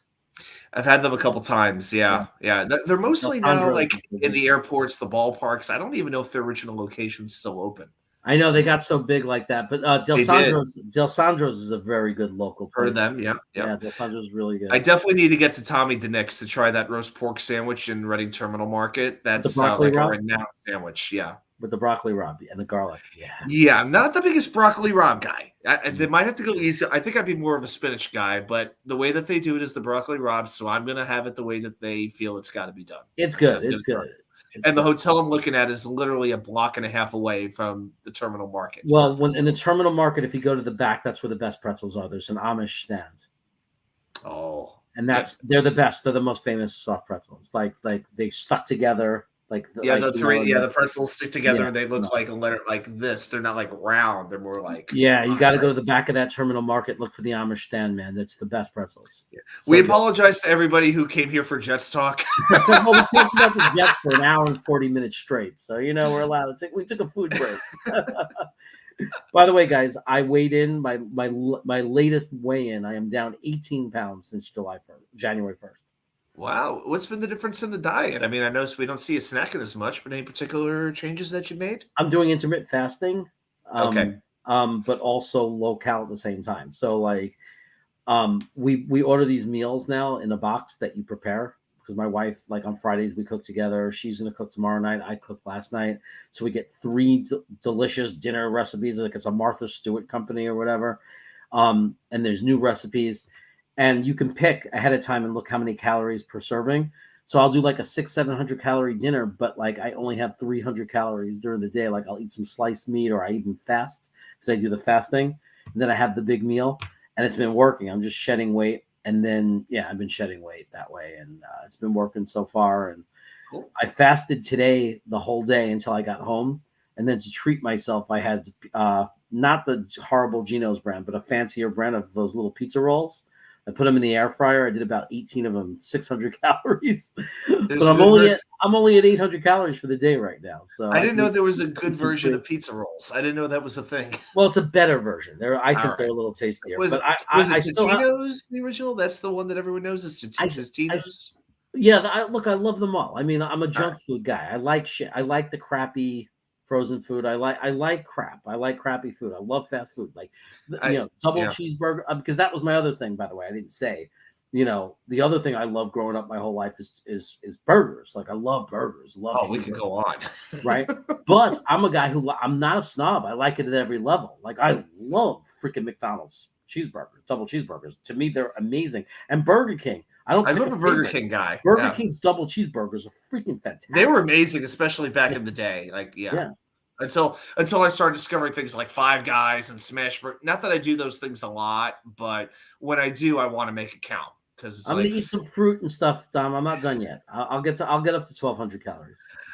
Oh my gosh, I totally lost my train of thought before we got yeah, into it. no, but so I'm not a snob like that, but I also like great burgers. Like I like them all. Like people argue and fight. Shake Shack sucks. This I like In-N-Out. I like Shake Shack. I like Smash Burger. I like when I like diners, man. Jersey Diner, Cheeseburger Deluxe. I mean, all day long. 3 in the morning, the way God intended it. Yeah. With a nice big dessert case. I actually hit up Raising Cane's today. I actually went. And put it this way, it was one of those days when I'm like, did you really have to have the calorie count? It's like between 1,600 and 2,000 calories for the combo that I had. I'm like, once I'm having the 1,600, I got to do it right. Let's just do the 2,000. I don't even know what that implies, but I'm just going to do it anyway. So put it this way, I know Green Bean's not a big fan of theirs. I would say this. If you have a chance to go to Raising Cane's, get the Texas toast, get the sauce, the iced tea and the lemonade are amazing. That's about it. Is there one in North Carolina? Oh, yeah, they're going to be down there. Yeah, for sure. Now, I think I'm a little more of a Zaxby's guy, and the reason is they season the fries. Oh, I saw the Zaxby's downtown in Raleigh. I like Zaxby's a little more. I think the reason is, well, put it this way, the sauce and the toast are much better at Cane's, but the chicken at Zaxby's stays crispier. It's got like a little bit of a lighter breading where I think the one at Cane's is a little thicker and it can fall off the chicken, which is no good. But here's the thing. The coleslaw, I'm not a mayo guy so much. I prefer more a vinegar slaw or a blend. Their slaw was fine, but the thing is the fries were crinkle cut but super thin and no seasoning. Zaxby's, their crinkle cut fries are a little bit thicker, so they hold the sauce better. Because I'm not a ketchup guy. I asked for more sauce. For more cane sauce, and that sauce is life. That sauce is amazing. But to me, it's like I got to combine. You got to get a little bit of everything because, it's good, but it's like it could be better. Some thinks I'm starving myself. I don't lose weight if I'm any more than that. The only way I successfully lose weight, the reason I have to be so low calories, like 1,400 at the most, is because I'm bad on the weekends. I do it a different way. I fool my system. I cheat on the weekends, like Friday night, Saturday. And then my system starts going crazy again, processing the food. And then I stop again and go low calorie. And I lose a lot of weight that way. What I'm going to do is I know it's unhealthy, but it's only unhealthy if you do it your whole life. Once I get down to the weight I want to be, I'm going to be very healthy and just maintain weight. And I'll do 1,800 calories to 2,000 calories a day, and I'll be fine. But I need to lose the weight. I don't know what else to say. I have to lose the weight, so I am. I got a long way to go. I lost 18 pounds. I got freaking 40 more. So 40 more. What can I ask? What your goal weight is? If I can ask that question. 190. 190. Okay, yeah, I'm a little bit below that. My thing is, I donate blood plasma. For those who don't know, I donate my plasma twice a week. It helps to create medicine, helps to for certain things, and I get paid pretty okay money for it. But the thing with it is I have to keep my protein super high because of my body makeup, my composition, all that. I got to take it on. They are asking me to take typically in over 100 grams of protein a day. That is freaking hard to do, especially in this economy. So yeah, it's become quite a bit of a challenge, like sneaking in yogurt here and there, finding good protein bars, stuff like, and even protein shakes by themselves don't always work. Your body doesn't always absorb the protein when you're just drinking it. Sometimes you got to have food with it, is what they've told me. So yeah, keeping my protein high enough so I can keep donating. That's actually been my challenge. The thing with that is I put weight on because of the protein that I'm eating. It's like, eggs were a great idea. And now I may as well buy a freaking T-bone steak instead, So what do you want? All that kind of it's crazy. But hey guys, that's about it. I gotta wrap it up. It up. Trying to keep the show at 2 hours. But I'm glad we got to talk some food. It kind of sets up the possibility of setting up that playlist of food reviews. Any Super Bowl plans? What are you going to be doing on Sunday? You're watching with anybody or just staying home? We might go to the weather's going to be really nice. It's supposed to hit 65 here and sunny. So I'm thinking I have a good friend. If they're doing it at his house, he has a really nice backyard with a TV that faces out to the backyard. So we might go there so we can hang out outside a little, watch some of the game, and have some fun that way. Either that or it just depends on Jocelyn too. But yeah, that's what I'm planning on doing. Just not a major thing. Just go over to their house, hang out with some friends, and watch some football.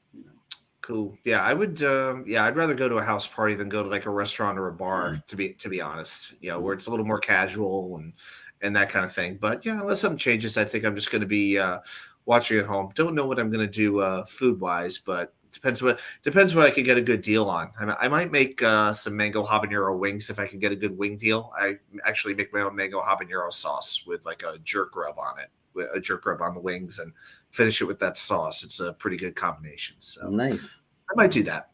Sounds good to me. So New York Sports Wicker Media.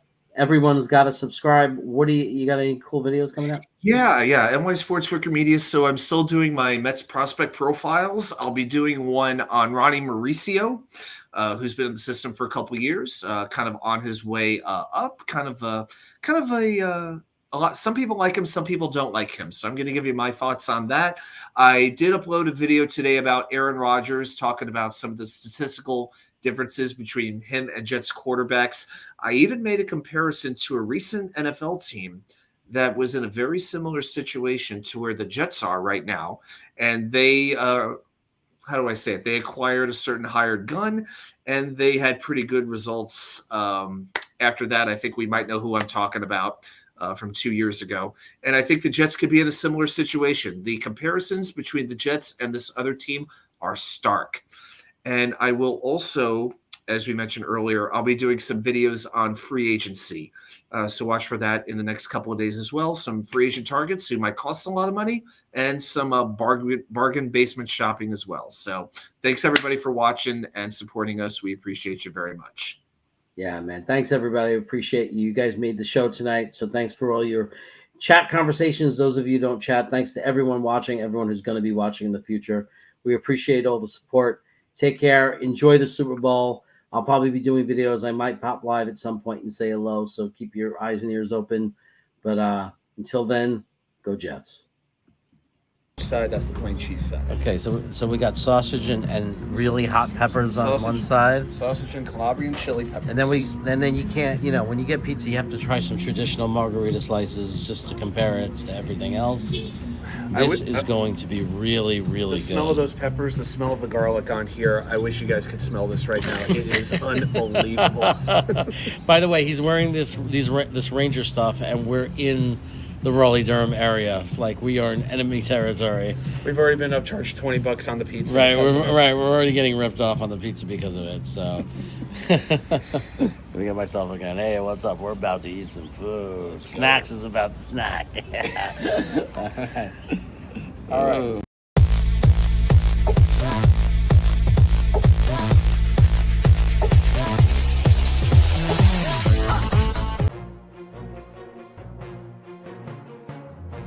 Don't not be Thibodeau. And here it comes. It's about to come in. Oh, my God. They didn't. They took Sauce Gardner. Oh, my God. They don't want an edge. Maybe he likes Jermaine Johnson at 10. Then we're not going to get a wide receiver? Garrett Wilson, wide receiver. Oh, my God. No edge. The Jets traded up. Are we taking JJ? Because I know Braden is in New Zealand saying, we should get Yuli, Mike. He's definitely saying that. JJ! We got Johnson! At 26! This is great! Yes! They took Roger McCreary. They didn't take Dean. We traded up. We can get Jacoby Dean. It really is. They took Breece Hall. Wow. I mean, look, I love Breece Hall. But there's also Jeremy Ruckert, who I think is the best tight end in the class personally. They took Jeremy Ruckert. Yes! We got a Jeremy. Oh, and the Jets pick, and it's Max Mitchell, offensive tackle. We needed that. Wow. We took Michael Clemens. I never heard of him. A defensive edge